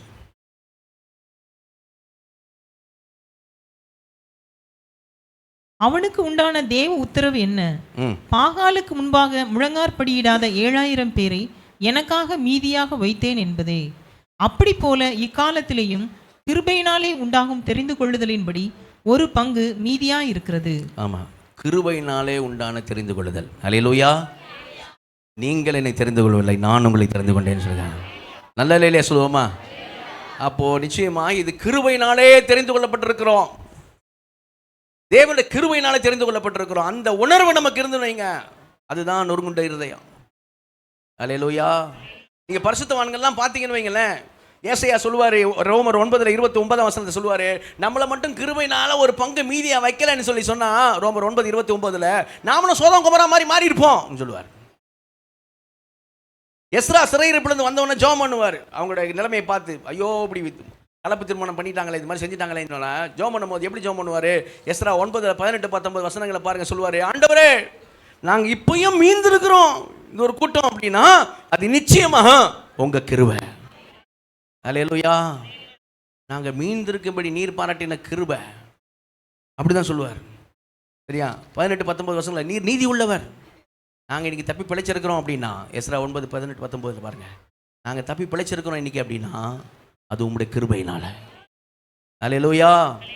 அப்போ அந்த நொறுங்குண்ட இருதயம் அதுதான் கவனிங்க, அதுதான் ஆவியில எளிமையுள்ளவர்கள் பாக்கியவான்கள், ஆவியில துயரப்படுகிறவர்கள் பாக்கியவான்கள். அந்த நொறுங்குண்ட இருதயம் எப்படி இருக்குன்னா, ஏசையா என்னுடைய இடத்துல நீர் யாரை வேண்டுமானாலும் தெரிந்தெடுத்திருக்க முடியும். என்னை விட்டுருந்தால் நான் இன்னைக்கு உயிரோட இருந்திருப்பேன், நான் தெரியாது எப்படி இருந்திருப்பேன், தெரியாது எங்க இருந்திருப்பேன் தெரியாது, இந்த சத்தியமே அறியாம நான் எப்படி எப்படியோ செய்து கொண்டிருந்திருப்பேன், நரகத்தை நோக்கி பயணம் செய்து கொண்டிருந்திருப்பேன். நான் நீர் உம்முடைய கிருபையினால் என்னை தெரிந்து கொண்டீர், உம்முடைய இரக்கத்தினால் ரட்சிக்கப்பட்டிருக்கிறேன், நீர் என்னை நோக்கி பார்த்ததனால் பிழைத்திருக்கிறேன். எனக்கு பதிலாக நீர் யாரை வேண்டுமானால் நோக்கி பார்த்திருக்க முடியும், யாரை வேண்டுமானால் நீர் தேர்ந்தெடுத்திருக்க முடியும். நீர் யாரை கொண்டு எதையும் செய்ய வல்லவராயிருக்கிற தேவன். நீர் எதையும் என்னிடத்தில் எதிர்பார்த்து என்னிடத்தில் இருக்கிற ஒரு காரியத்தினால் என்னை தெரிந்து கொள்ளவில்லை, முழுக்க முழுக்க உம்முடைய கிருபையினால் தெரிந்து கொண்டீர். நான் என்ன தவம் செய்தேன் ஆண்டவரே, என்ன புண்ணியம் செய்தேன் ஆண்டவரே அப்படின்னு இருக்க போனாங்க. நான் தெரிந்தெடுக்கப்பட்டதே ஒரு கிருபையா அப்படின்னு இருக்க பாருங்க. ஆவியாகி என் மேலே இரக்கமாகிரும் ஆண்டவரேன்னு நொறுங்குண்ட இருதயத்தோடு இருக்க பாருங்க. எப்பவும் ரட்சிப்பு நினைக்கும் போது அதை தான், அந்த இருதயம் தான் இருக்கணும். அந்த இருதயம் இருந்து கொண்டே தான் இருந்தால் தான் நல்லா. அதுதான் அவருடைய ஆடுகளுக்கான முதல் முக்கிய அடையாளம். அல்லேலூயா. அப்படி இருக்கிற எந்த மனுஷனும், நான் சொல்கிறேன், வேற எந்த மனுஷனையும் தீர்ப்பு செய்ய மாட்டான். வரிசையும் சகலமாக பண்ணுவான் தீர்ப்பு. ஆனால் இப்படி இருக்க மனுஷன் தீர்ப்பு செய்ய மாட்டான். அடுத்த ஆளுடைய பலவீனத்தை பார்க்கும்போது, அடுத்த ஆளுடைய காரியத்தை பார்க்கும் பொழுது அவனுக்கு ஒரு இரக்கம்தான் வரும். எப்படியா ஆண்டருக்குள்ள இவனை இது பண்ணணும்னு தான் வரும். அவனுக்காக ஜெபம் பண்ணணும், அவன் ஆண்டருக்குள்ள எப்படியாவது இது பண்ணணும், அப்படி தான் வருமே தவிர தீர்ப்பு செஞ்சிட மாட்டான், நியாயம் தீர்த்திட மாட்டான். ஏன்னா அவனுக்கு தெரியும், நான் இருக்கிறதே தேவ கிருபையில் தான் இருக்கிறேன். அல்லேலூயா. அப்போ நான் எப்படியா மேன்மை பாராட்டுறேன். அதான் முதல் அடையாளம். ரெண்டாவது முக்கிய அடையாளம் அங்கேயே சொல்ல ஆண்டவர், என் ஆடுகள் என் சத்தத்துக்கு செவி கொடுக்கிறது, அவைகள் எனக்கு பின் செல்கிறது. அல்லேலூயா. அப்படின்னு ஆண்டு சொல்றாரு, மேய்ப்பனாக என்னுடைய சத்தத்தை கேட்கிறது, செவி கொடுக்கிறது, பின் செல்கிறது. மூணையும் ஒன்னா சேர்த்து சொல்லணும்னா ஒபே பண்ணுகிறது, கீழ்ப்படுகிறது. அல்லேலூயா. அப்ப ரெண்டாவது முக்கிய அடையாளம் என்னன்னு சொன்னா, கீழ்ப்படுகிற இருதயம் நமக்குள்ள இருக்க வேண்டும். அல்லேலூயா. கீழ்ப்படுகிற இருதயம் நமக்குள்ள இருக்க வேண்டும். சரியா? கீழ்ப்படியணும். அந்த கீழ்ப்படிதல் அப்படிங்கிறத தேவன் விரும்புகிறார். சரிங்களா? அதனால தான் அவர் எப்படி சொன்னார், புறப்பட்டு போய் சகல ஜாதிகளை சீஷராக்கி பிதா குமாரன் பரிசுத்த நாமத்தில் அவர்களுக்கு ஞானஸ்நானம் கொடுத்து நான் உங்களுக்கு கட்டளையிட்ட யாவையும் அவர்கள் கை கொள்ளும்படி அவர்களுக்கு உபதேசம் பண்ணுங்கள் அப்படின்னு தான் சொன்னார். அவர்கள் கை கொள்ளும்படி அப்படின்னா எந்த மாதிரி சீஷரை ஆண்டவர் விரும்புகிறாரு? கை கொள்ளுகிற சீஷர்கள் தான் வேணுன்றார். அல்லேலூயா. அப்போ அந்த கீழ்ப்படிதல் ஆண்டவர் செய்கிறாரு, விரும்புகிறார். இந்த கீழ்ப்படிதல் இருதயம் நமக்குள்ள என்ன செய்யற இருக்கணும். நம்ம ஆரம்பிக்கும் போதே எப்படி ஆரம்பித்தோம்? இந்த ரட்சிப்பின் வாழ்க்கை எப்படி ஆரம்பித்தோம்? பைபிள் எப்படி சொல்லுது தெரியுமா? நம்ம விசுவாசத்துக்கு கீழ்ப்படிந்தோம்னு சொல்லுது. நல்ல சொல்லுவோமா? எதுக்கு? விசுவாசத்துக்கு கீழ்ப்படிந்தோம். அப்போஸ்தலர் நடவடிக்கைகளில் பரிசுத்த ஆவியானவர் யாருக்கு தந்தார்னு போட்டிருக்க ஒரு வசனம். சிலர் அதை எடுத்து மிஸ் இன்டர்பிரேட் பண்ணுறவங்களாம் இருக்கிறாங்க. சரிக்கோ நீங்கள் அப்போஸ்தலர் நடவடிக்கைகள் 5ஆம் அதிகாரத்தில் 32ஆம் வசனம் வாசிங்க. 32. இந்த சங்கதிகளை குறித்து நாங்கள் அவருக்கு சாட்சிகளாய் இருக்கிறோம். தேவன் தமக்கு கீழ்ப்படுகிறவர்களுக்கு தந்தருளின பரிசுத்த ஆவியும் சாட்சி. தேவன் தமக்கு கீழ்ப்படுகிறவர்களுக்கு அப்படின்னு என்ன கீழ்ப்படுகிறது? அந்த 6ஆம் அதிகாரத்தை 7ஆம் வசனம் வாசிங்க. தேவ வசனம் விருத்தி அடைந்தது, சீஷருடைய தொகை எருசலேமில் மிகவும் பெருகிற்று, ஆசாரியர்களில் அநேகரும் விசுவாசத்துக்கு கீழ்ப்படிந்தார்கள். அதுதான். அல்லேலூயா. என்ன கீழ்ப்படிந்தாங்க? விசுவாசத்துக்கு கீழ்ப்படிந்தாங்க. விசுவாசத்துக்குனா சுவிசேஷத்துக்கு கீழ்ப்படிவது.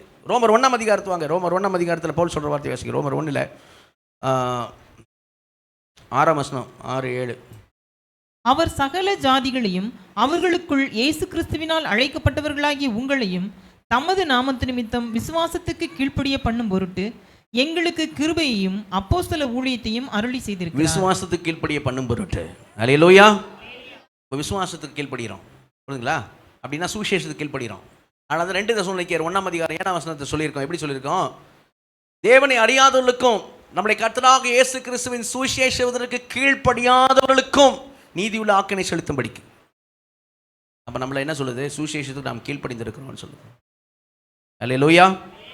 அப்போ 2வது இருதயம் நமக்கு இருக்க வேண்டிய இருதயம் என்ன? முதல்ல சொன்ன நொறுங்குண்ட இருதயம், 2வது கீழ்ப்படுகிற இருதயம். 3வது முக்கியமான அடையாளம் என்னன்னு சொன்னால், அந்த கீழ்ப்படிதல் அன்பின் இருதயம், அன்பினால் கீழ்ப்படுகிற இருதயம். அல்லேலூயா. ஏன்னா அந்த ஆண்டு சொல்கிறாரு என் நாடுகள், கரங்கத்தில் சொல்லுவோமா? ஏன்னா அதுக்கு முந்தின வசனத்தை பிரித்து காட்டுறாரு. அவங்கள சொல்கிறாரு, நீங்கள் என் ஆடுகளாக இராதபடினாலே என்னை நீங்கள் விசுவாசிக்க மாட்டீங்க. 26 பாருங்க, யோவான் 10:26. நீங்கள் என் ஆடுகளாக இராதபடினாலே என்னை விசுவாசிக்க மாட்டீர்கள், ஆனால் என் ஆடுகள் என்னை அறிந்திருக்கிறது, நான் அவைகளை அறிந்திருக்கிறேன். அல்லேலூயா. அறிந்திருக்கிறேன்ற அந்த உறவு, அவரில் நிலைத்திருக்கிற உறவு, சரிங்களா? அப்போ அந்த அன்பு, அதுதான் ஆண்டவர் எதிர்பார்க்கிறார். கவனிங்க. அப்போ கீழ்ப்படுகிறது எப்படி கீழ்ப்படுகிறாரு? எப்படி கீழ்ப்படினாலும் சொல்றாரு. யோவான் 14:21 சொல்றாரு, ஒருவன் இடத்தில் அன்பாய் இருந்தால், 14:21, ஒருவன் இடத்தில் அன்பாய் இருந்தால் என் கற்பனைகளை பெற்றுக்கொண்டு அவைகளை கை கொள்ளுகிறான். என்னுடைய கற்பனைகளை கை கொள்ளுகிறவனே என்னிடத்தில் அன்பாய் இருக்கிறான். அல்லேலூயா. அவன் கற்பனைகளை கை கொள்ளுகிறவன் தான் என்னிடத்தில் அன்பாய் இருக்கிறான். அதனால தான் எபேசியரில் வாசிப்போம் 4:14, நாம் அன்புடன் சத்தியத்தை கை கொண்டு. அல்லேலூயா. எப்படி சத்தியத்தை கை கொண்டு? சங்கடத்தோடு இல்லை, அன்புடன். அந்த நொறுங்கட்ட இருதயத்தோட என்ன தேர்ந்தெடுத்திருக்கிறாரு. என்கிட்ட கீழ்ப்படிதல் எதிர்பார்க்கிற தகப்பன், நான் என்னை அவர் பிள்ளையாக ஏற்றுக்கிட்டு இருக்காரு. சரியா? அந்த கீழ்ப்படிதல் எப்படிப்பட்ட கீழ்ப்படிதல்? அன்போடு கீழ்ப்படுகிறேன். அதனால தான் 1 யோவானில் வாசிக்கிறேன் 5ஆம் அதிகாரம் 3ஆம் வசனம் நினைக்கிறேன். அது சொல்றாரு, அவருடைய அன்பினால கற்பனைகள் நமக்கு பாரமானவைகள் அல்லவே. அல்லேலூயா. சரியா? அப்போ எப்படிப்பட்ட கீழ்ப்படி? அன்போடு கீழ்ப்படுகிறான். அவருடைய கற்பனைகள் நமக்கு எப்படி இல்லை? பாரமா இல்லை. கவனிங்க. ஒரு 3 ஆளை சொல்கிறேன், தாவீதோடு இருந்தவங்களை சொல்கிறேன். நம்ம தாவீது குமாரன் இயேசு கிறிஸ்து, தாவீதோடு இருந்த 3 ஆளை சொல்கிறேன், சரிங்களா? அவங்கள வச்சு நம்ம அந்த அன்பை நம்ம புரிஞ்சுக்கலாம், அன்பை புரிஞ்சுக்கலாம். 3 பேரும் 3 இதில் வச்சு சொல்கிறேன், சரிங்களா? 3 பேரையும் 3 காரியத்தை வச்சு சொல்கிறேன். அப்போது தாவீதோடு இருந்தவங்கள என்ன சூழ்நிலை அப்படின்னா, தாவீதோட குமாரன் அப்சலோமே தாவீதுக்கு விரோதமாக வரான். இப்போ ராஜாவாக அரண்மனையில் உட்கார போகிறான். தாவீது அவனோட இருந்தவங்களாம் என்ன பண்ணுறாங்க? உயிருக்கு தப்பி ஓடுறாங்க. அப்படி ஓடுற நேரத்தில் ஒரு ஆள் தாவீதுகிட்ட வரான் இல்லையா? வாசிங்க 2 சாமுவேலில் 15ஆம் அதிகாரம் 19லேருந்து 21 வசனங்கள் வாசிங்க. 2 சாமுவேல் 15ஆம் அதிகாரம் 19லேருந்து 21 வசனங்கள். அப்பொழுது ராஜா கித்தியனாகிய ஈத்தாயை பார்த்து, நீ எங்களுடனே கூட வருவானேன்? நீ திரும்பி போய் ராஜாவுடனே கூட இரு. நீ அந்நிய தேசத்தான், நீ உன் இடத்திற்கு திரும்பி போகலாம். நீ நேற்று தானே வந்தாய், இன்று நான் உன்னை எங்களோட நடந்து வரும்படிக்கு அழைத்து கொண்டு போகலாமா?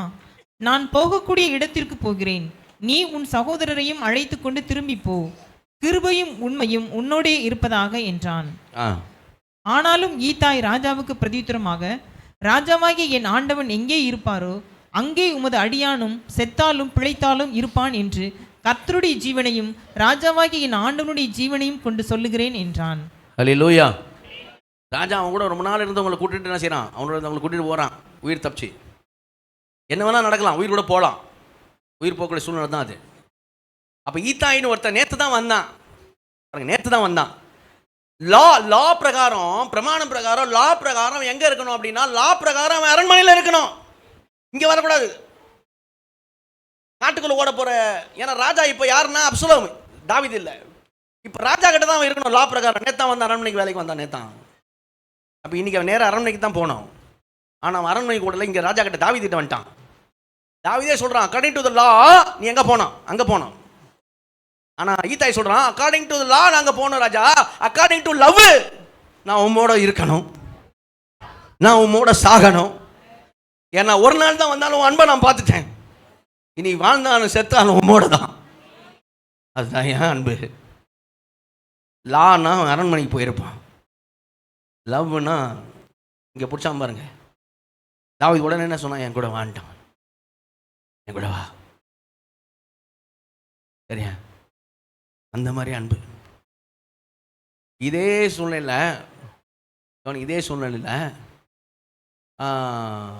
2 காலம் முடமாக்கப்பட்ட மேவிபோசேத், யோனத்தானோட பிள்ளை, அவனுக்கு தயவு பாராட்டுறான் தாவீது ராஜாவாகும் போது. என்றென்றைக்கு என்னோட கூட நீ பந்தியில் உட்காந்து அப்பவும் பேசிப்பான்னு சொல்கிறான். ராஜா, இவ்வளோ பெரிய தயவுக்கு நான் பாத்திரவான் இல்லை, நானும் என் தகப்பன் வீட்டாரும் மரணத்துக்கு பாத்திரவான்கள். ஏன்னா சவுல் உமை கொல்ல பார்த்தா என் தாத்தா, ஆனால் நீ எனக்கு தயவு பாராட்டுறிய, பெரிய விஷயம். இதுக்கு நான் பாத்திரம் அல்ல, நாங்கள் மரணத்துக்கு பாத்திரவான்கள், ஆனால் நீ தயவு பாராட்டுறேன்னு சொன்னான். அப்சலோம் வந்தப்போ, தாவீது ஓடினப்போ, அந்த மேவி புஸ்தகத்துக்கு இன்சார்ஜாக சீபான்னு ஒருத்தனை தாவீது அப்பாயின்ட் பண்ணியிருந்தான். அந்த மேவி புஸ்தகத்து சொத்தெல்லாம் பார்த்துக்கிறபடி அவனை வச்சுருந்தான் சீபாவை. ஆனால் சீபா மோசமானவன், இவனுக்கு 2 கால் இல்லை. அதனால் என்ன பண்ணிட்டான் அப்படின்னா, அப்சலோமுக்கு பயந்து தாவீது ராஜாவும் ஆட்களும் போகும்போது சீபா போய் சந்திக்கிறான் தாவீதை. அப்போது தாவீது கேட்குறான், எங்கடா பிள்ளையாண்டா மேவி புஸ்தகத்தை எங்கே அப்படிங்கிறான். ராஜா, அவன் ரொம்ப மோசமானவன் போய் சொல்கிறான். அவன் அரண்மனை அங்கேயே இருக்கிறான்.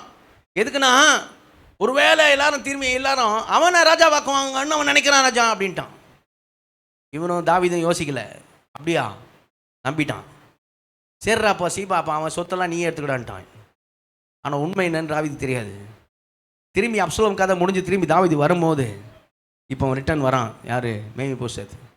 வரும்போது பார்த்தா அவன் ஷேவ் கூட பண்ணாமல் ஹேபியா, சரியா அப்படி இருக்கிறான். சரியா சாப்பிடாம குளிக்காமல் ஷேவ் பண்ண அப்படி இருக்கிறான். ராஜாவை பார்க்கறேன். அப்புறம் ராஜா சந்து கேட்குறேன், என்னடா மேவிபோசேத் இப்படி இருக்க? ராஜா, நீங்கள் போனதுலேருந்து நான் உங்களை நினச்சி தான் ஃபீல் பண்ணிக்கிட்டு இருக்கேன். அப்போ அவன் சீபா அப்படி சொன்னானே, அவன் என்ன மோசம் போக்கிட்டான், எனக்கு கால் இல்லாதனால நான் கழுதையில் ஏறி வர முடியல ராஜா, ஆனால் நான் அங்கே இருந்தாலும் உண்மையை தான் நினச்சிக்கிட்டு இருந்தேன். ஐயோ, நான் அவசரப்பட்டு நான் சொத்தெல்லாம் அவனுக்கு சொல்லிட்டேனேடா. அப்போ அவன் சொல்கிறான், ராஜா அதெல்லாம் அவனையே எடுத்துக்கிட்டோம், எனக்கு நீங்கள் போதும். அல்லேலூயா, எனக்கு நீங்கள் போதும். அதே 2 சாமுவேல் 16ஆம் அதிகாரத்தில் தான் இருக்கு நான் சொல்கிற விஷயங்கள். எனக்கு நீங்கள் போதும் ராஜா அப்படின்னா. சரியா? அப்போ அதுதான் அன்பு. அதுதான் அன்பு. ஒரு பக்கம் லா இல்லை, லவ். இன்னொரு பக்கம் லக்ஸரி இல்லை, லவ். அந்த லக்ஸரி காரியெல்லாம் வேண்டாம் ராஜா, உங்கள் அன்பு ஒன்றே போதும். அல்லேலூயா. இன்னொரு காரியம் சொல்கிறேன். கொஞ்ச நாள் இந்த அப்சலோம் சம்பவம் நடக்கிறதுக்கு முன்னாடி ஒரு விஷயம் நடக்குது, சரிங்களா? அது என்னன்னு சொன்னால், உரியா அப்படிங்கிறவன் தாவீது பத்சேபாள் உரியா மனைவியோட தப்பு பண்ணிடுறான். இப்போ அவள் கர்ப்பமாக இருக்கா. இப்போ என்ன பண்ணுறது? உரியாவை அங்கேருந்து கூப்பிட்டு உரியாவிட்ட சொல்கிறேன், உரியா நீ உங்கள் வீட்டில் நைட்டு வீட்டில் போய் ரெஸ்ட் எடு, போய் மனைவியோட சந்தோஷமாயிரு போ அப்படின்னு அனுப்பிச்சி விட்டு பலகாரம்லாம் கொடுத்து அனுப்புற பின்னாடி வரு. ஆனால் பைபிள் சொல்லுது, உரியா என்ன பண்ணலையா, அவன் வீட்டுக்கு போகல, அரண்மனையிலே படுத்துக்கிட்டான். இவன் கேள்விப்படுறான் அடுத்த நாள் காலையில், நான் போகலையா, மறுபடியும் உரியா கூப்பிட்றேன், திராட்சை ரசம் கொடு, இன்னும் நல்லா குடி, நல்லா கூடுறா திராட்சை, நல்லா கூடுறேன், போட போய் மனைவியோட சந்தோஷமா இருப்போ அப்படின்றான். சரி ராஜா அப்படின்ட்டு போயிட்டான். ஆனால் அவன் போகல, அன்றைக்கும் அரண்மனையிலே படுத்துக்கிறான். இவன் கூப்பிட்டு கேட்குறேன் போது, ஏன்டா நீ இந்த மாதிரி செய்கிற அப்படின்னா, 2 சாமுவேல் 11 வாங்க, 2 சாமுவேல் 11 அதிகாரத்தில் 8ஆம் வசனம் 9ஆம் வசனம் வாசிங்க. பின்பு தாவீது உரியாவை நோக்கி, நீ உன் வீட்டிற்கு போய் பாத சுத்தி செய்து என்றான். உரியா ராஜா அரண்மனையிலிருந்து புறப்பட்ட போது ராஜாவினிடத்திலிருந்து உச்சிதமான பதார்த்தங்கள் அவன் பின்னாலே அனுப்பப்பட்டது.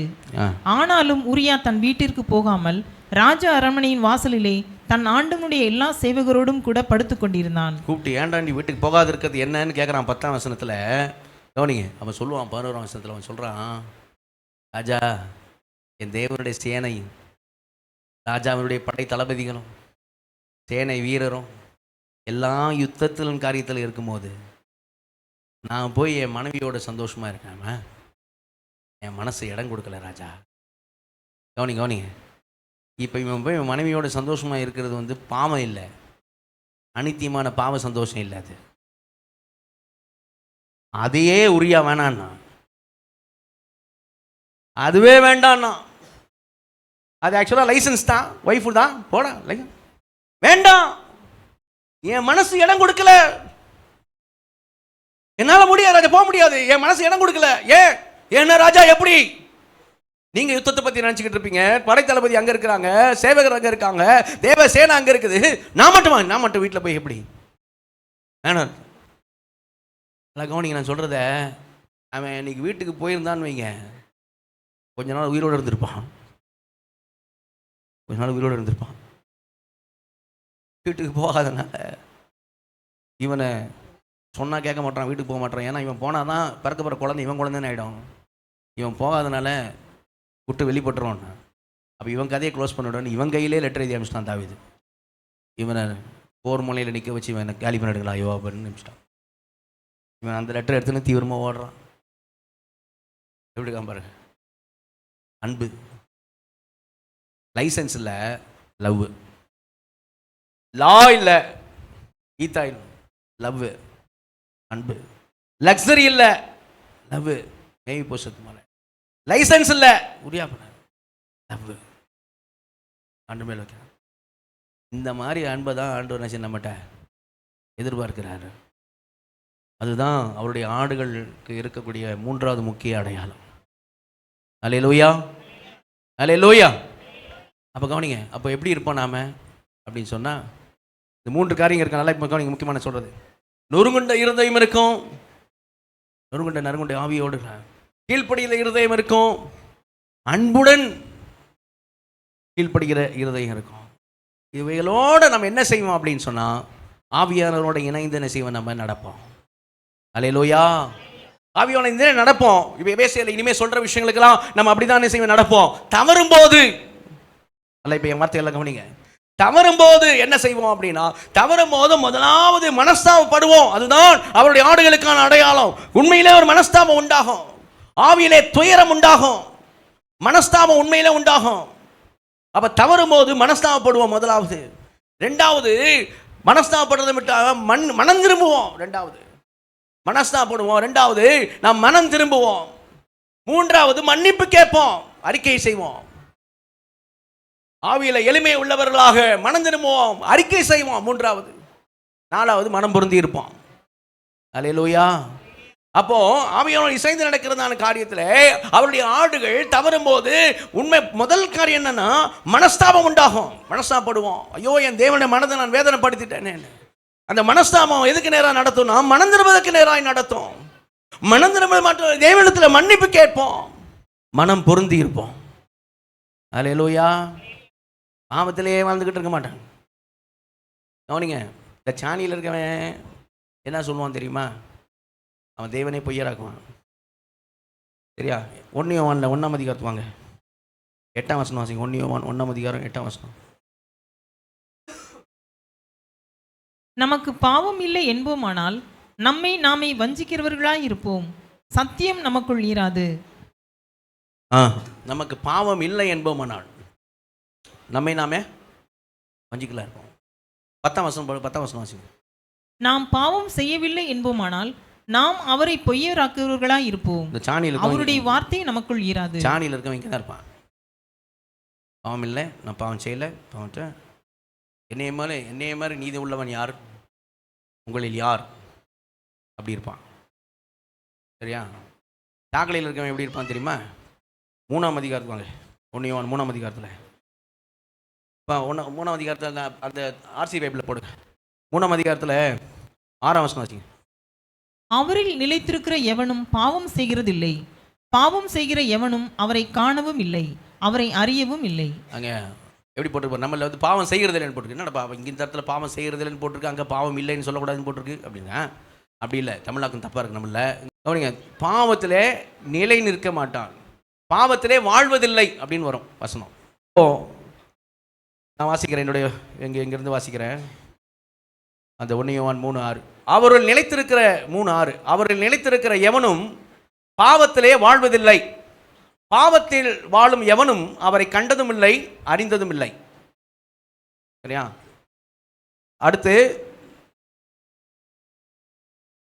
கடவுள் 9ஆம் வசனம் வாசிக்கிறேன். கடவுளிடமிருந்து பிறந்தவன் பாவம் செய்வதில்லை, ஏனெனில் அவர் இட்ட வித்து அவனுக்குள் நிலைத்திருக்கிறது, அவன் பாவத்தில் வாழ முடியாது, ஏனெனில் அவன் கடவுளிடமிருந்து பிறந்திருக்கிறான். அல்லேலூயா. நான் இதெல்லாம் உங்களுக்கு ஸ்கிரீன்ஷாட் எடுத்து வாட்ஸ்அப் குரூப்பில் போட்டு விட்றேன். இதாக பாருங்கள் இந்த டிரான்ஸ்லேஷன். இறைவனால் பிறந்த எவரும் தொடர்ந்து பாவம் செய்ய மாட்டான், ஏனெனில் இறைவனுடைய வித்து அவனுக்குள் கூடிக்கொண்டிருக்கிறது, அவன் இறைவனால் பிறந்திருப்பனால் தொடர்ந்து பாவம் செய்து கொண்டு இருக்க முடியாது. புரியுதா? அந்த அர்த்தத்தில் தான் அங்கே போட்டிருக்கு. நம்ம தமிழ் டிரான்ஸ்லேஷன் அப்படி இல்லை. சரிங்களா? இதுதான் அது கரெக்டான அர்த்தம். அப்போ அவன் என்ன செய்வான் அப்படின்னா எப்போவுமே ஆண்டவரோடு கூட சீர்பொருந்தி இருப்பான். அல்லேலூயா. பாவத்திலே வாழ்ந்து கொண்டு இருக்க மாட்டான், பாவத்திலே நிலை நிற்க மாட்டான். ஏற்கனவே ஒரு டைம் இங்கிலீஷ் பைபிளில் சொல்லியிருக்கேன், கண்டினியூட்டி சின் அப்படின்னு இருக்கும். ஓகே, கவனிங்க. அப்போது எங்கே இருப்பாங்க? கவனிங்க, இவன் இந்த கூட்டத்தான் பாவமே இல்லைன்னு சொல்கிறான், இவன் வந்து சரியா பாவத்திலே நிலை நிற்கிறான், பாவத்திலே வாழ்ந்து கொண்டு இருக்கிறான். ஓகே, அப்போ அது உண்மையான ஆடுகள் எங்கே இருப்பாங்க? பாவம் பாவம் பாவம் இல்லைன்னு சொல்ல மாட்டாங்க. உண்மையான ஆடுகள் பாவத்திலும் நிலை நிற்க மாட்டாங்க. அப்போ அவங்க எங்கே இருப்பாங்க அப்படின்னீங்கன்னா, நீங்கள் நம்ம தமிழ் பைபிளில் 1 யோவான் 1:9 வாசிங்க. நம்முடைய பாவங்களை நாம் அறிக்கையிட்டால் பாவங்களை நமக்கு மன்னித்து எல்லா அநியாயத்தையும் நீக்கி நம்மை சுத்திகரிப்பதற்கு அவர் உண்மையும் நீதியும் உள்ளவராய் இருக்கிறார். அல்லேலூயா. மறுபடியும் வாசிங்க. நம்முடைய பாவங்களை நாம் அறிக்கையிட்டால் பாவங்களை நமக்கு மன்னித்து எல்லா அநியாயத்தையும் நீக்கி நம்மை சுத்திகரிப்பதற்கு அவர் உண்மையும் நீதியும் உள்ளவராய் இருக்கிறார். நம்முடைய பாவங்களை நாம் அறிக்கையிட்டால் பாவங்களை நமக்கு மன்னித்து எல்லா அநியாயத்தை நீக்கி நம்மை சுத்திகரிப்பதற்கு அவர் நீதியும் உண்மையும் உள்ளவராய் இருக்கிறார். அல்லேலூயா. அல்லேலூயா. கவனிங்க. அப்போ பாவத்தில் வாழ்வதில்லை.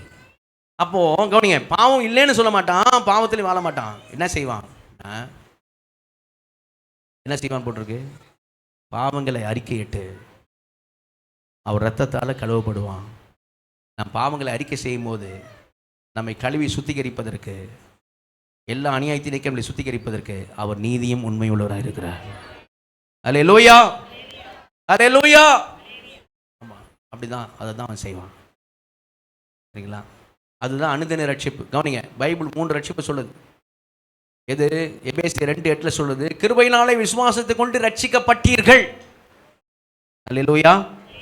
அது எபிரேய சபையிலே அப்படி நடந்துச்சு, ரட்சிக்கப்பட்டாங்க.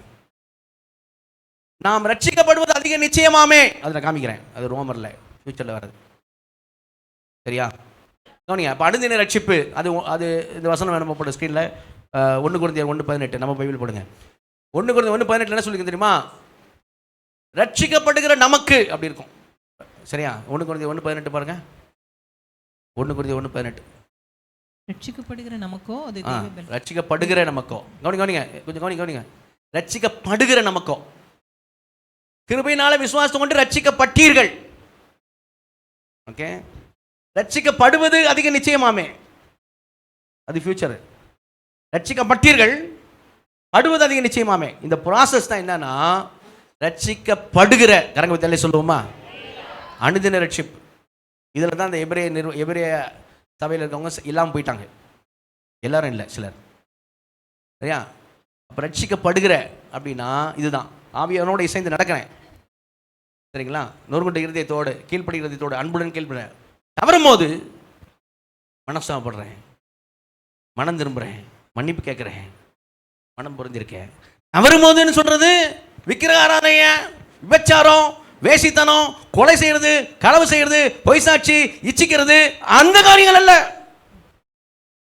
அது இல்லை தவறும் போது. அது ஷாக்கடை. இங்கே சுவாமத்தின் அடிப்படையில் கோவப்படுறேன், திட்டிறேன், டென்ஷன் ஆகிட்டு திட்டேன், திட்டக்கூடாதுன்னு தெரியும், திட்டேன், ஃபீல் பண்ணுறேன், மன்னிப்பு கேட்குறேன். புறம் கூறக்கூடாது தெரியும், ஆனால் புறம் பேசிட்டேன், ஃபீல் பண்ணுறேன், மன்னிப்பு கேட்குறேன்.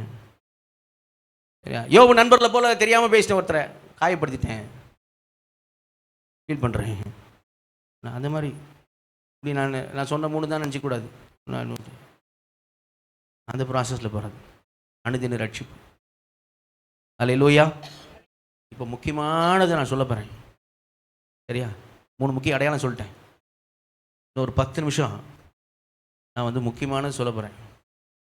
என்ன முக்கியமானதுன்னா, இப்போ தான் நம்ம எல்லாருக்கும் பயங்கர சந்தோஷத்தை கொடுக்கக்கூடிய விஷயம் 10 நிமிஷத்தில், லாஸ்ட் 10 நிமிஷம் ஒரு அழியில சொல்லுவோமா? உண்மையிலே ஒரு ஆடுகளுக்கு பயங்கர சந்தோஷமாக இருக்கும் நான் சொல்ல போகிறது.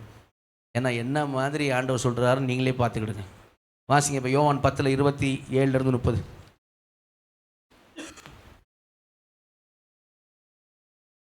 என் ஆடுகள் என் சத்தத்திற்கு செவி கொடுக்கிறது, நான் அவைகளை அறிந்திருக்கிறேன், அவைகள் எனக்கு பின் செல்லுகிறது, நான் அவைகளுக்கு நித்திய ஜீவனை கொடுக்கிறேன், அவைகள் ஒரு காலம் கெட்டுப்போவதில்லை, ஒருவனும் அவைகளை என் கையிலிருந்து பறித்து கொள்வதும் இல்லை. அவைகளை எனக்கு தந்த என் பிதா எல்லாரிலும் பெரியவராய் இருக்கிறார், அவைகளை என் பிதாவின் கையிலிருந்து பறித்து கொள்ள ஒருவனாலும் கூடாது. அல்லேலூயா. என் ஆடுகளுக்கு நான் நித்திய ஜீவனை கொடுக்கிறேன். அல்லேலூயா. 100% கேரண்டியா கொடுக்கிறேன். அல்லேலூயா. நான் சொன்ன இந்த சாணியில் இருக்க கேரண்டி கார்டை வாங்க போவான், அவன் கேரண்டியை நம்ப மாட்டான். தாக்கடையில் இருக்கிறவன் டிவிக்கு கேரண்டி கார்டு கொடுத்துட்டாங்க, 2வது மாடியில் போய் டிவி கீழே தூக்கி போடுற ஆள். புரியுதா? கேரண்டி கார்டு இருக்குல்ல, அதனால் போடுறேன்டா கீழேன்னு போடுவோம். ரீப்ளேஸ்மெண்ட் கொடுப்பாங்களா? அந்த மாதிரி லூஸுங்க. சரியா? அந்த பக்கம் நான் சொன்ன சகதியில் இருக்கவங்க என்ன பண்ணுவான்னா, டிவியை விட்டுருவான். டிவி கூட HDMI கேபிள் ஒரு 2 கேபிள் தாங்க, இன்னொரு 3 கேபிள் எக்ஸ்ட்ரா கொடுத்தா இருக்குமா? கேபிள் கொடுக்கல, கேபிள் கொடு, டிவியோட கேபிள் கொடுத்தேன், இன்னும் 2-3 கேபிள் கூட. டிவி சரி கேபிள் கூடியா? புரியுதா சொல்கிறது? அப்படி இருப்பாங்க. ஆனால் இங்கே ஆண்டவர் எது எப்படியா? நித்திய ஜீவனை தருகிறேன். அல்லேலூயா. நித்திய ஜீவனை தருகிறேன், அவைகள் ஒரு காலம் கெட்டு போவதில்லை, ஒருவன் அவைகளை என் கையிலிருந்து பறித்துக் கொள்வதும் இல்லை. அவைகளை எனக்கு தந்த என் பிதா எல்லாரிலும் பெரியவராக இருக்கிறார், அவர் கையிலிருந்து ஒருவன் பறித்துக் கொள்ள முடியாது. அல்லேலூயா. 100% கேரண்டி. இயேசுவை 100% விசுவாசிக்கிறேன் அப்படின்னு சொல்கிறவங்க மட்டும் கரங்க தலையில சொல்லுங்க. அப்படின்னா ஒரு வார்த்தையை விசுவாசிக்கணும். அல்லேலூயா. சந்தேகமே இருக்கக்கூடாது. நான் காமிக்கிறேன், கவனிங்க. எப்படி தேவன் சொல்கிறார், பிதாவாக்கி தேவன் என்ன செஞ்சார், எப்படி பண்ணியிருக்காரு பாருங்க.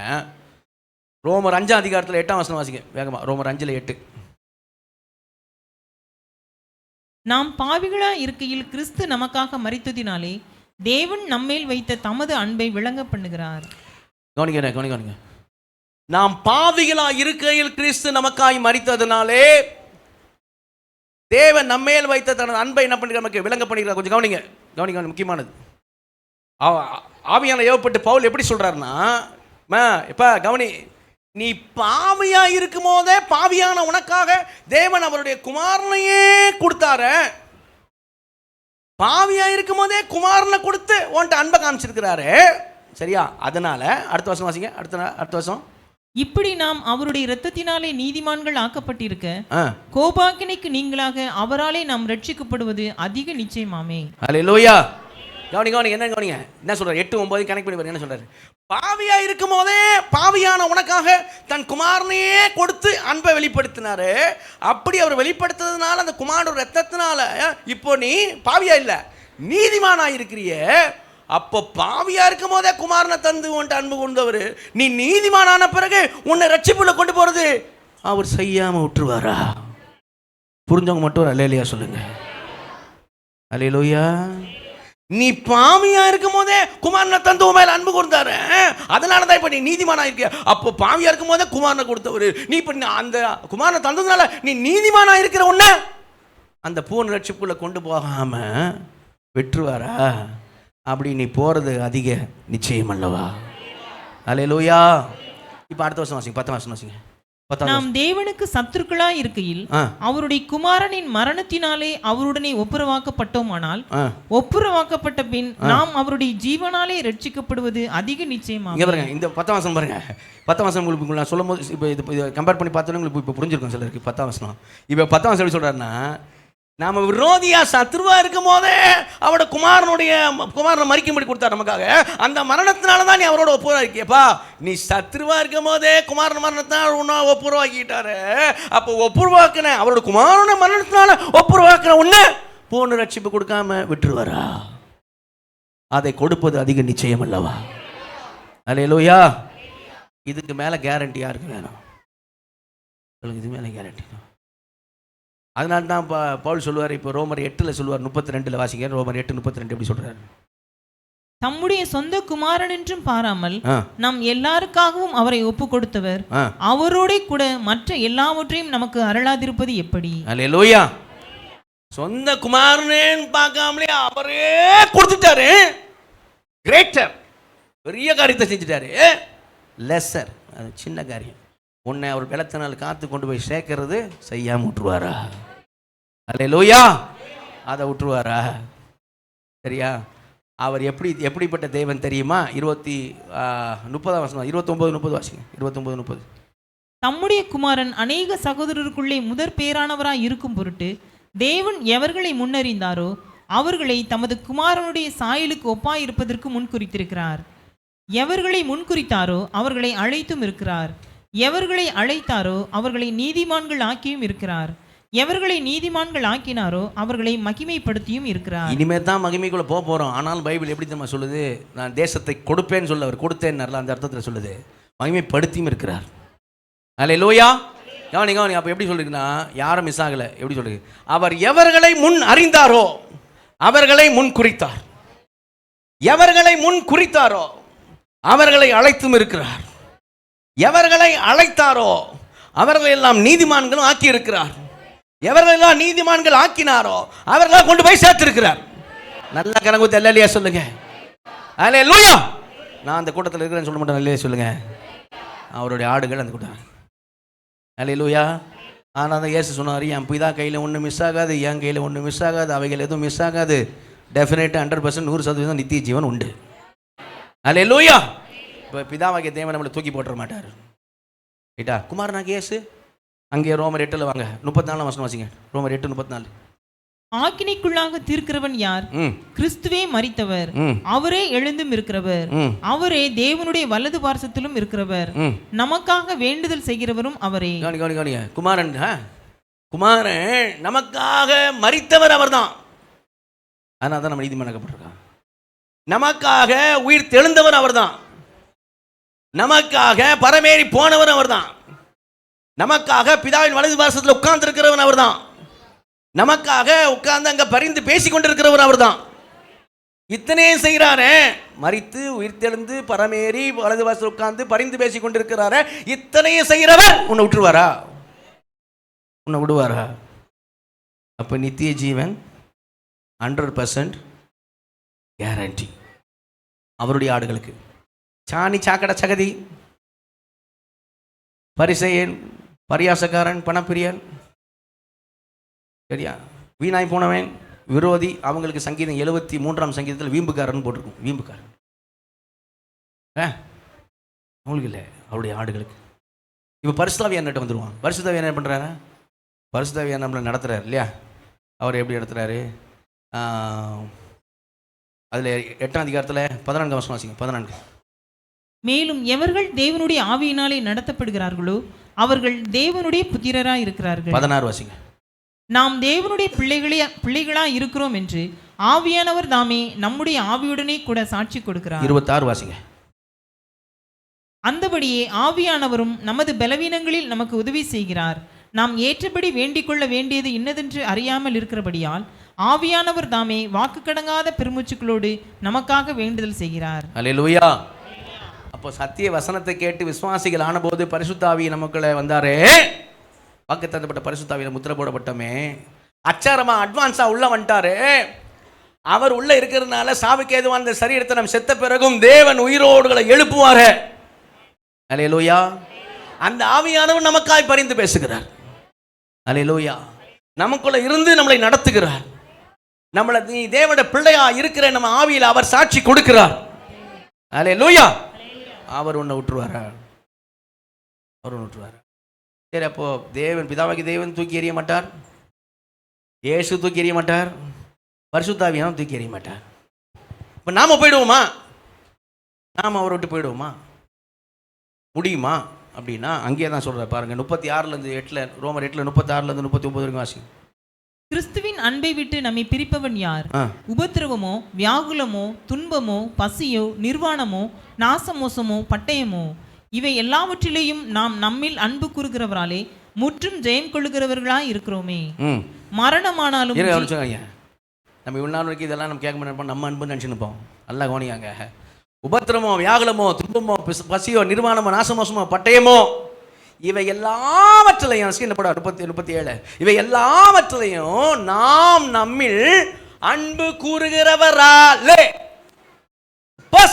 அவராலே, அப்படிதான் அர்த்தம். நல்லா பாருங்க, நம்மில் அன்பு கூறுகிறவராலே, அவராலே, இயேசுவாலே நம்ம அன்பு கூறுகிற அந்த அன்பினாலே, அவர் நம்ம மேல வச்சிருக்க அன்பினாலே அன்பு முற்றும் ஜெயம் கொள்ளுகிறவர்களாய் இருக்கிறோம். அல்லேலூயா. அடுத்த வாசிங்க, அடுத்த வாசிங்க.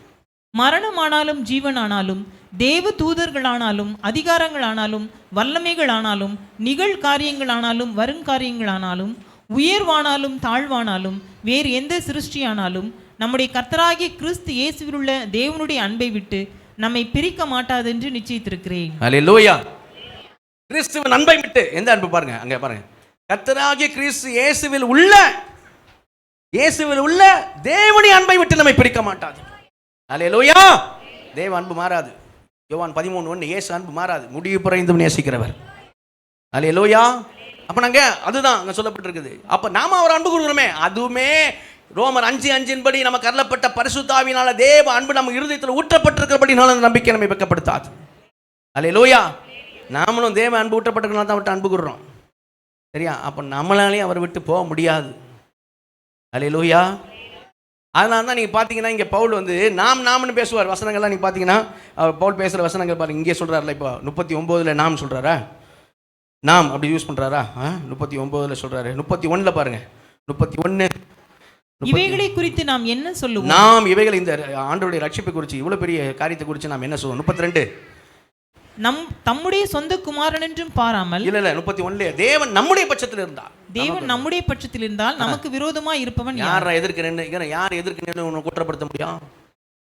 உன் நீதினா உன்னை குற்றப்படுத்திடுவான். ஆனா அவர் நீதி உன் மேல இருக்குது. நல்லா இல்லையா சொல்லுங்க? உன் நீதியா இருந்தா அவள் தான் வண்டவளத்தை தண்டவளம் ஏற்றி விட்டுருவான் பிசாசு. ஆனா அவர் நீதி உன் மேல இருக்கிறதுனால குற்றப்படுத்த முடியாது. அல்லேலூயா. அடுத்த வசனம் 32 நம்முடைய சொந்த குமாரன் என்றும் பாராமல் நம் எல்லாருக்காகவும் அவரை ஒப்பு கொடுத்தவர் அவரோடு கூட மற்ற எல்லாவற்றையும் நமக்கு அருளாக, நமக்கு நம்மள பேசுற, நமக்கு அவருடைய ஆடுகள் நமக்கு அருளாக. அப்ப தேவன் தெரிந்து கொண்ட குற்றம் சாட்டுகிறவன் யார்? தேவனே அவர்கள் நீதிமான் ஆக்குறவர். அல்லேலூயா. நாம்னு பேசுறாரு பாருங்க. கவனி. இப்போ ஒரே ஒரு காரியம் சொல்லி நான் முடிச்சுறேன். என்னன்னா, அப்போ நம்மளாலையும் போக முடியாது. அப்ப பாஸ்டர், அந்த எபிரேயர் 6ஆம் அதிகாரத்துல மனதிலைத்து போனவர்கள், எபிரேயர் 10ஆம் அதிகாரத்தில் 26 சாக்கடையில் போனவர்கள், அவங்கெல்லாம் போனாங்கன்னு தானே போட்டிருக்கு. அப்போ அவங்கெல்லாம் மிஸ் ஆனாங்களா? மிஸ்ஸே ஆக மாட்டீங்க, மிஸ் ஆக மாட்டோம் தானே இதெல்லாம் நம்ம பார்க்குறோம். நம்ம அப்படி தான் வசனம், நீங்கள் சொல்கிற மாதிரி தான் வசனம் இருக்குது. ஆனால் அவங்கெல்லாம் எப்படி மிஸ் ஆனாங்க? அப்போது அவங்கெல்லாம் எப்படி போயிட்டாங்க அப்படின்னீங்களா? இங்கே நம்முடைய காமிச்சேன்னே, அந்த வார்த்தை ரொம்ப முக்கியம். நம்முடைய அப்படின்ட்டு. அப்போ அவங்க யாருன்னு வசனம் காமிக்கிறார். யோவான் 1 யோவான் 2:19 வாசிங்க. 1 யோவான் 2:19. அவர்கள் நம்மை விட்டு பிரிந்து போனார்கள். அவர்கள் நம்மை, அவருடைய ஆடுகளாக இருக்கிற நம்மை விட்டு அவர்கள் பிரிந்து போனார்கள். ஆகிலும் அவர்கள் நம்முடையவர்களாய் இருக்கவில்லை. ஆகிலும் அவர்கள் நம்முடையவர்களாக இருக்கவில்லை. நம்முடையவர்களாய் இருந்தார்களானால், நம்முடையவர்களாக இருந்தார்களானால் நம்முடனே நிலைத்திருப்பார்களே. நம்முடனே நிலைத்திருப்பார்களே. எல்லாரும் நம்முடையவர்கள் அல்லவென்று வெளியாகும்படிக்கே பிரிந்து போனார்கள். புரியுதா? நம்முடையவர்கள் யாரும் போக மாட்டாங்க. அவருடைய ஆடுகள் யாரும் போக முடியாது. அவரும் தூக்கி போட மாட்டாரு, நம்மளும் தூர போக முடியாது. அப்போ போயிட்டாங்களே அவங்கெல்லாம். பைபிள் சொல்லுது, என்ன சொல்லுது? அவங்க ஆதி முதல் நம்முடல இருக்கவில்லை. இன்னைக்கு இருக்கிற நீங்கள் இங்கே யாராவது பின்னாட்களில் உள்ள இல்லைன்னா, அவரில் இல்லை நிலைத்திருக்கிறேன்னா, 1 யோவான் 2:19 தான் உங்கள் நிலைமைன்னு அர்த்தம். நீங்கள் ஆதி முதல் அவரோடு இருக்கவில்லை என்பதை நிரூபிப்பதற்காகவே நீங்கள் ஆதியிலே இருந்த நீங்கள் பாதியிலே போயிட்டீர்கள், மீதியிலே வரவில்லை. அவ்வளோதான். புரியுதா? பைபிள் தெளிவாக காமிச்சது. ஓகே. அப்போ அவருடைய ஆடுகளுக்கு டெஃபினட்டாக ரட்சிக்கப்படுவது அதிக நிச்சயமாமே. அல்லேலூயா. இதுதான் நம்ம வாழ்க்கைன்னு சொல்லி ப்ராசஸில் நம்ம இனிமேல் என்ன செய்யலாம்? எபேஸ் நிருபத்தில் ஆண்டவர் சொல்கிற, ஆவியான சொல்கிறத ப்ரெஷராக எடுத்துக்காமல் ப்ளஷராக, அன்போட, நுறுங்குண்ட இருதயத்தோட, கீழ்ப்படுகிற இருதயத்தோட, அன்புடன் கீழ்ப்படுகிற இருதயத்தோட ஆவியான நடத்துவான்னு சொல்லி கிருபை கேட்டு நடக்கணும். தவறும்போது மனசாப்படணும், மனம் திரும்பணும், மன்னிப்பு கேட்கணும், மனம் பொருந்தி இருக்கணும், நிம்மதியாக இருக்கணும். நித்திய ஜீவன் 100% உண்டு. கரங்குதியில் சொல்லுவோமா? அல்லேலூயா. அதனால் டைம் ஆனாலும் பரவாயில்ல. ஏன்னா ஃபஸ்ட்டு முதல் வார செய்தியில் கம்யூனியன் இருக்கனால கத்தோடு பந்திருக்கனால டைம் ஆக தானே செய்ய. சரியா? நான் எனக்கு பெருமைக்காக சொல்ல எனக்கு முடியல. ஆனாலும் இந்த செய்தியை நான் கண்டிப்பாக நேசன் கொடுக்கணும். இதை நான் ஸ்பிட் பண்ண விரும்பலை. ஏன்னா இந்த ஃப்ளோவோட அந்த கேரண்டி நமக்கு கிடைச்சதான் நல்லது. அதனால் ஒரே ஒரு பாட்டு மாத்திரம் என்ன செய்வோம்? மகிமை டிவியில் வர ஒரு பாட்டு, அந்த பாட்டை வச்சு தான் மகிமை டிவியே எனக்கு தெரிஞ்சிச்சு. அதனால் அந்த பாட்டை நம்ம சேர்ந்து பாடி என்ன செய்வோம்? ஜெபம் பண்ணி முடிப்போம். ஓகே? நல்ல ஒரு பாட்டு, புது பாட்டுனாலும் சில தெரியாதனாலும் கற்றுக்கிடுங்க. பாட்டு வேர்ட்ஸும் போட சொல்கிறேன். நம்ம அந்த நூறுகண்ட இருதயம்னு சொன்னோம்ல, அந்த மாதிரி ஒரு பாட்டு, கீழ்ப்படி இருதயத்தோட நூறுகண்ட இருதயத்தோட பாட்டு போடுங்கப்பா.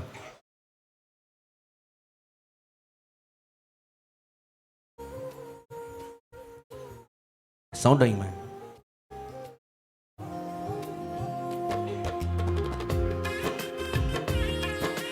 இன்னும் கொஞ்சம் சவுண்ட் வைங்க.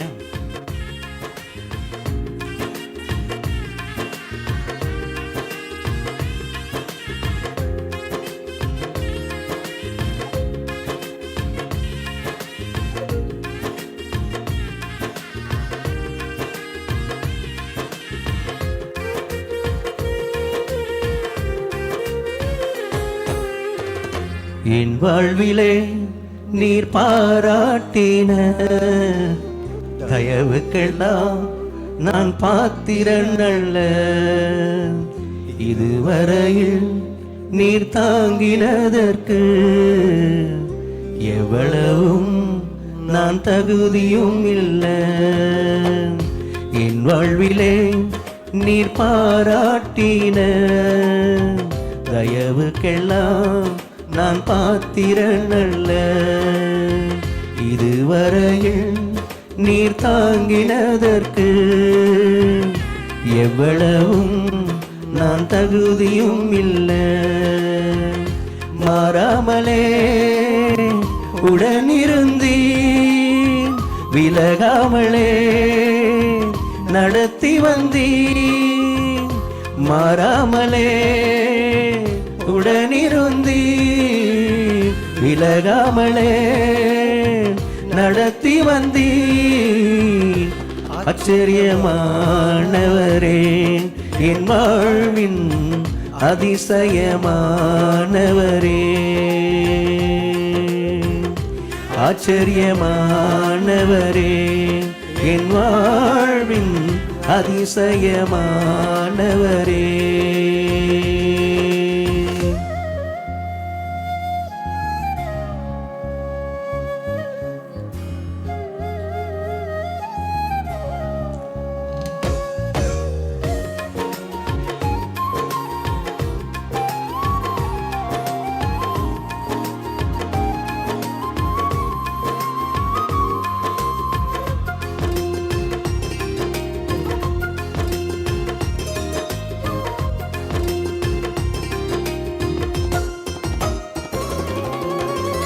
எதிர்பார்க்கும் முடிவுகளை என் வாழ்வில் அளிப்பவரே,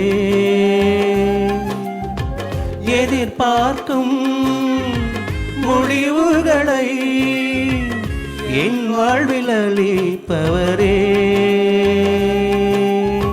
வழியறியா அலைந்த என்னை கண்டீரே உம் கண்களால், வழியறியா அலைந்த என்னை கண்டீரே உம் கண்களால், ஆச்சரியமானவரே என் வாழ்வின் அதிசயமானவரே, ஆச்சரியமானவரே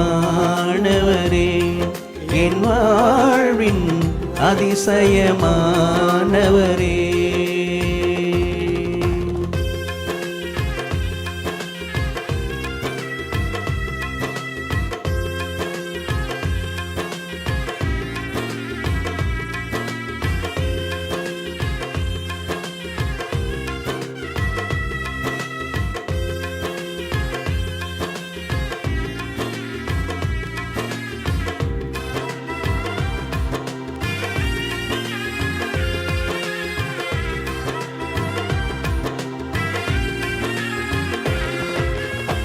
சறுக்களிலும் கண்ணீரிலும் விழுந்திட்ட என் நிலையை,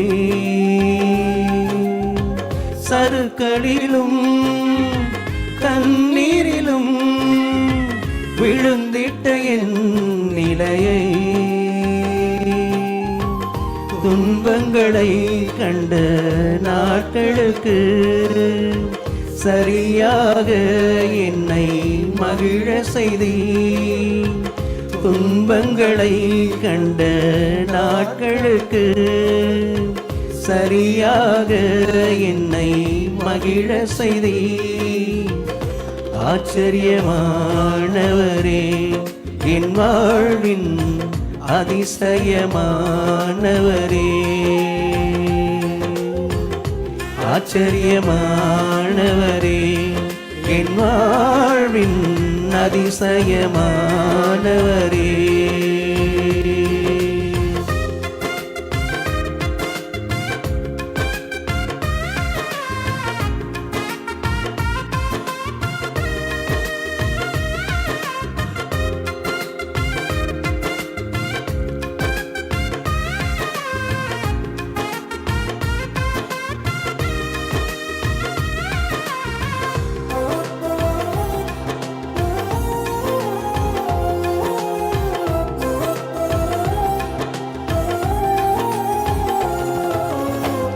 சொந்தமான பிள்ளையாக தகப்பனை போல் சுமந்தி,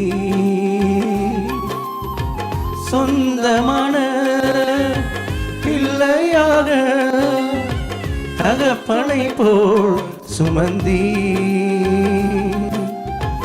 இமை பொழுதும் என்னை விலகினாலும் இரக்கங்களால் என்னை சேர்த்துக் கொள்வீர், இமை பொழுதும் என்னை விலகினாலும் இரக்கங்களால் என்னை சேர்த்துக் கொள்வீர், ஆச்சரியமானவரே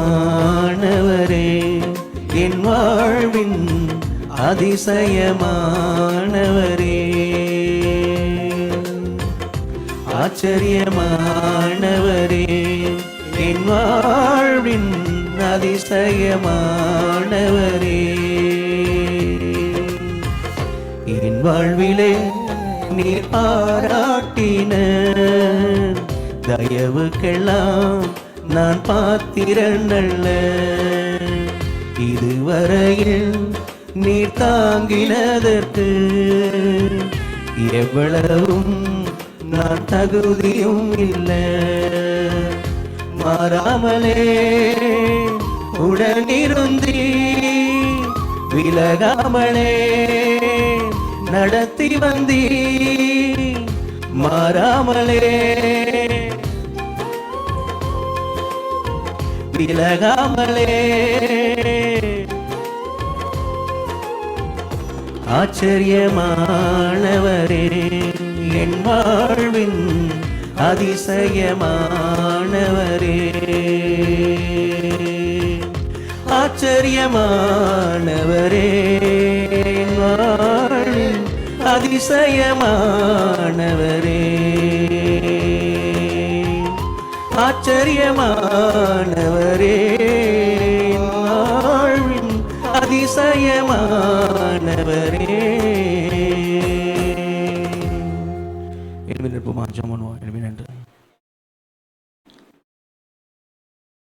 உண்மையிலே நம்ம எல்லாரும் அவருடைய அன்பை உணர்ந்தவர்களாக எவ்வளவு பெரிய ஒரு ஸ்லாக்கியமான பாக்கியமான ஒரு காரியத்தை, மகிமையின் ஐஸ்வர்யத்தை, அந்த மகிமையின் சுதந்திரத்தின் ஐஸ்வர்யத்தை நமக்கு நிச்சயமாய் தருவேன் என்று வாக்கு பண்ணியிருக்க தேவனாக இருக்கிறவர். ஆண்டவரே, உம்முடைய மந்தையின் ஆடுகாக என்னை மாற்றியிருப்பதற்காக நன்றி ஆண்டவரே. எல்லாரும் கரங்களை உயர்த்தி சொல்லுவோமா? எல்லாருமே கரங்களை உயர்த்தி.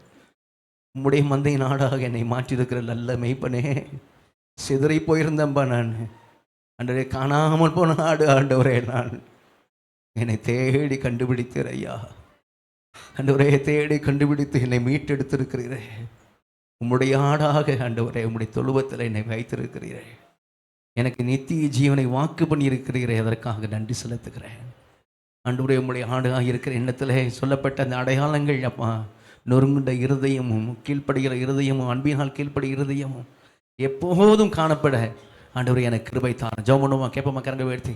ஆண்டவரை, எப்போதும் நொறுங்குண்ட இதயத்தோடு இருக்கணும் ஆண்டவர். எந்த நாளிலும் நான் மேட்டுமையான காரியங்களுக்குள்ளே போகாதபடிக்கு, பெருமை அடையாதபடிக்கு ஆண்டவர் ரட்சிப்பை நினைத்தாலே நொறுங்குண்ட இருதயத்தோடு இருக்க கிருபை தாரும் ஆண்டவரே. எப்போதும் நமக்கு கீழ்ப்படுகிற இருதயத்தை தாரும் ஆண்டவரே. கஷ்டமாக இல்லைப்பா, அன்புடன் சத்தியத்தை நான் கைக்குள்ள கீழ்ப்படிய ஆண்டவரே கிருபை தாரும் தகப்பனே. தவறுகிற நேரங்களில் மனஸ்தாபப்படுவதற்கும், மனம் திரும்புவதற்கும், மன்னிப்பு கேட்பதற்கும், மனம் விரும்பி இருப்பதற்கும் ஆவியானவரை தொடர்ந்து நடத்தும்படியாக நம்முடைய கரத்தில் அர்ப்பணிக்கிறோம். எங்களுக்கு ரட்சிப்பை நீர் வைத்திருப்பதற்கான நித்திய ஜீவனை 100% கேரண்டியாக நீர் எங்களுக்கு தந்திருப்பதற்காக நன்றி செலுத்துகிறோம். இந்த உறுதியான வார்த்தைகளுக்காக நன்றியோட ஸ்தோத்திரிக்கிறேங்க தாவே. எவரும் பொய் வரையாத தேவன் இதை எங்களுக்கு வாக்கு பண்ணி இருப்பதற்காக நன்றி செலுத்துகிறோம். இதோடு கூட இந்த நாளிலிருந்து எந்த நாளிலும் நாங்கள் இதை குறித்து எந்த சந்தேகமும் அடையாதபடிக்கு ஆண்டவரே கர்த்தாவே, இதை விட்டு, இந்த சத்தியத்தை விட்டு நாங்கள் விலகாதபடிக்கு ஆண்டவரே, எங்கள் ஒவ்வொருக்கும் தேவன் கிருபை தந்து ஆசீர்வதிகளை கரத்தில் அர்ப்பணிக்கிறோம். பெரிய காரியங்களை செய்ய எங்களை தாழ்த்துகிறோம். இயேசுவின் நாமத்தில் ஜெபங்கள் ஜீவனுங்க நல்ல பிதாவே, ஆமென். கைகளை கீழப்படுவோம், சேர்ந்து சொல்லுவோம். என் ஆத்துமாவே கர்த்தரை ஸ்தோத்திரி, முழுமே பரிசுத்த நாமத்தை ஸ்தோத்திரி. என் ஆத்துமாவே கர்த்தரை ஸ்தோத்திரி, அவர் செய்த சகல உபகாரங்களையும் மறவாதே. ஆமென். கர்த்தராகிய இயேசு கிறிஸ்துவின் கிருபையும் பிதாவாகிய தேவனுடைய அன்பும் பரிசுத்த ஆவியினுடைய அந்யோன்ய ஐக்கியமும் சுகமும் பாதுகாப்பு நீரோடும் இப்பொழுதும் எப்பொழுதும் இயேசு கிறிஸ்துவின் ரகசிய வருகை மட்டும் இருப்பதாக. Alleluia, alleluia, alleluia. Praise Lord, praise Lord, praise Lord.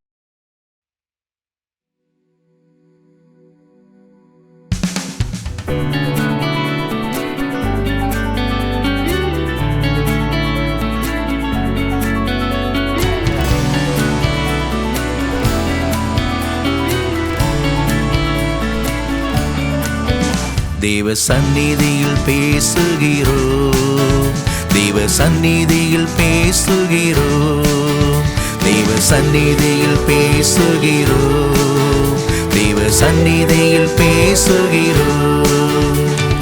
அருளப்பட்ட பிரகாரமாய், தேவன் அருளிய பிரகாரமாய், அருளப்பட்ட பிரகாரமாய், தேவன் அருளிய பிரகாரமாய், தேவ சந்நிதியில் பேசுகிறோம், தேவ கிருபையால் பிரசங்கிக்கிறோம், தேவ சந்நிதியில் பேசுகிறோம், தேவ கிருபையால் பிரசங்கிக்கிறோம், தேவ சந்நிதியில் பேசுகிறோம், தேவ சந்நிதியில் பேசுகிறோம், தேவ சந்நிதியில் பேசுகிறோம், தேவ சந்நிதியில் பேசுகிறோம்.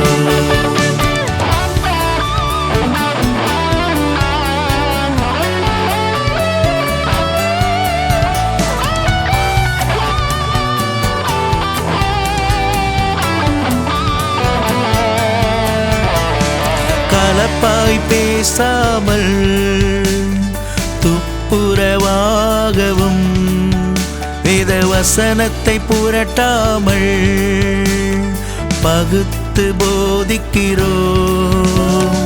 கலப்பாய் பேசாமல் துப்புரவாகவும் வேத வசனத்தை புரட்டாமல் பகுத்து போதிக்கிறோம். வேத வசனத்தை புரட்டாமல் சரியாய் பகுத்து போதிக்கிறோம். தேவ சந்நிதியில் பேசுகிறோம். தேவ கிருபையால் பிரசங்கிக்கிறோம். தேவ சந்நிதியில் பேசுகிறோம். தேவ சந்நிதியில் பேசுகிறோம். தேவ சந்நிதியில் பேசுகிறோம். தேவ சந்நிதியில் பேசுகிறோம்.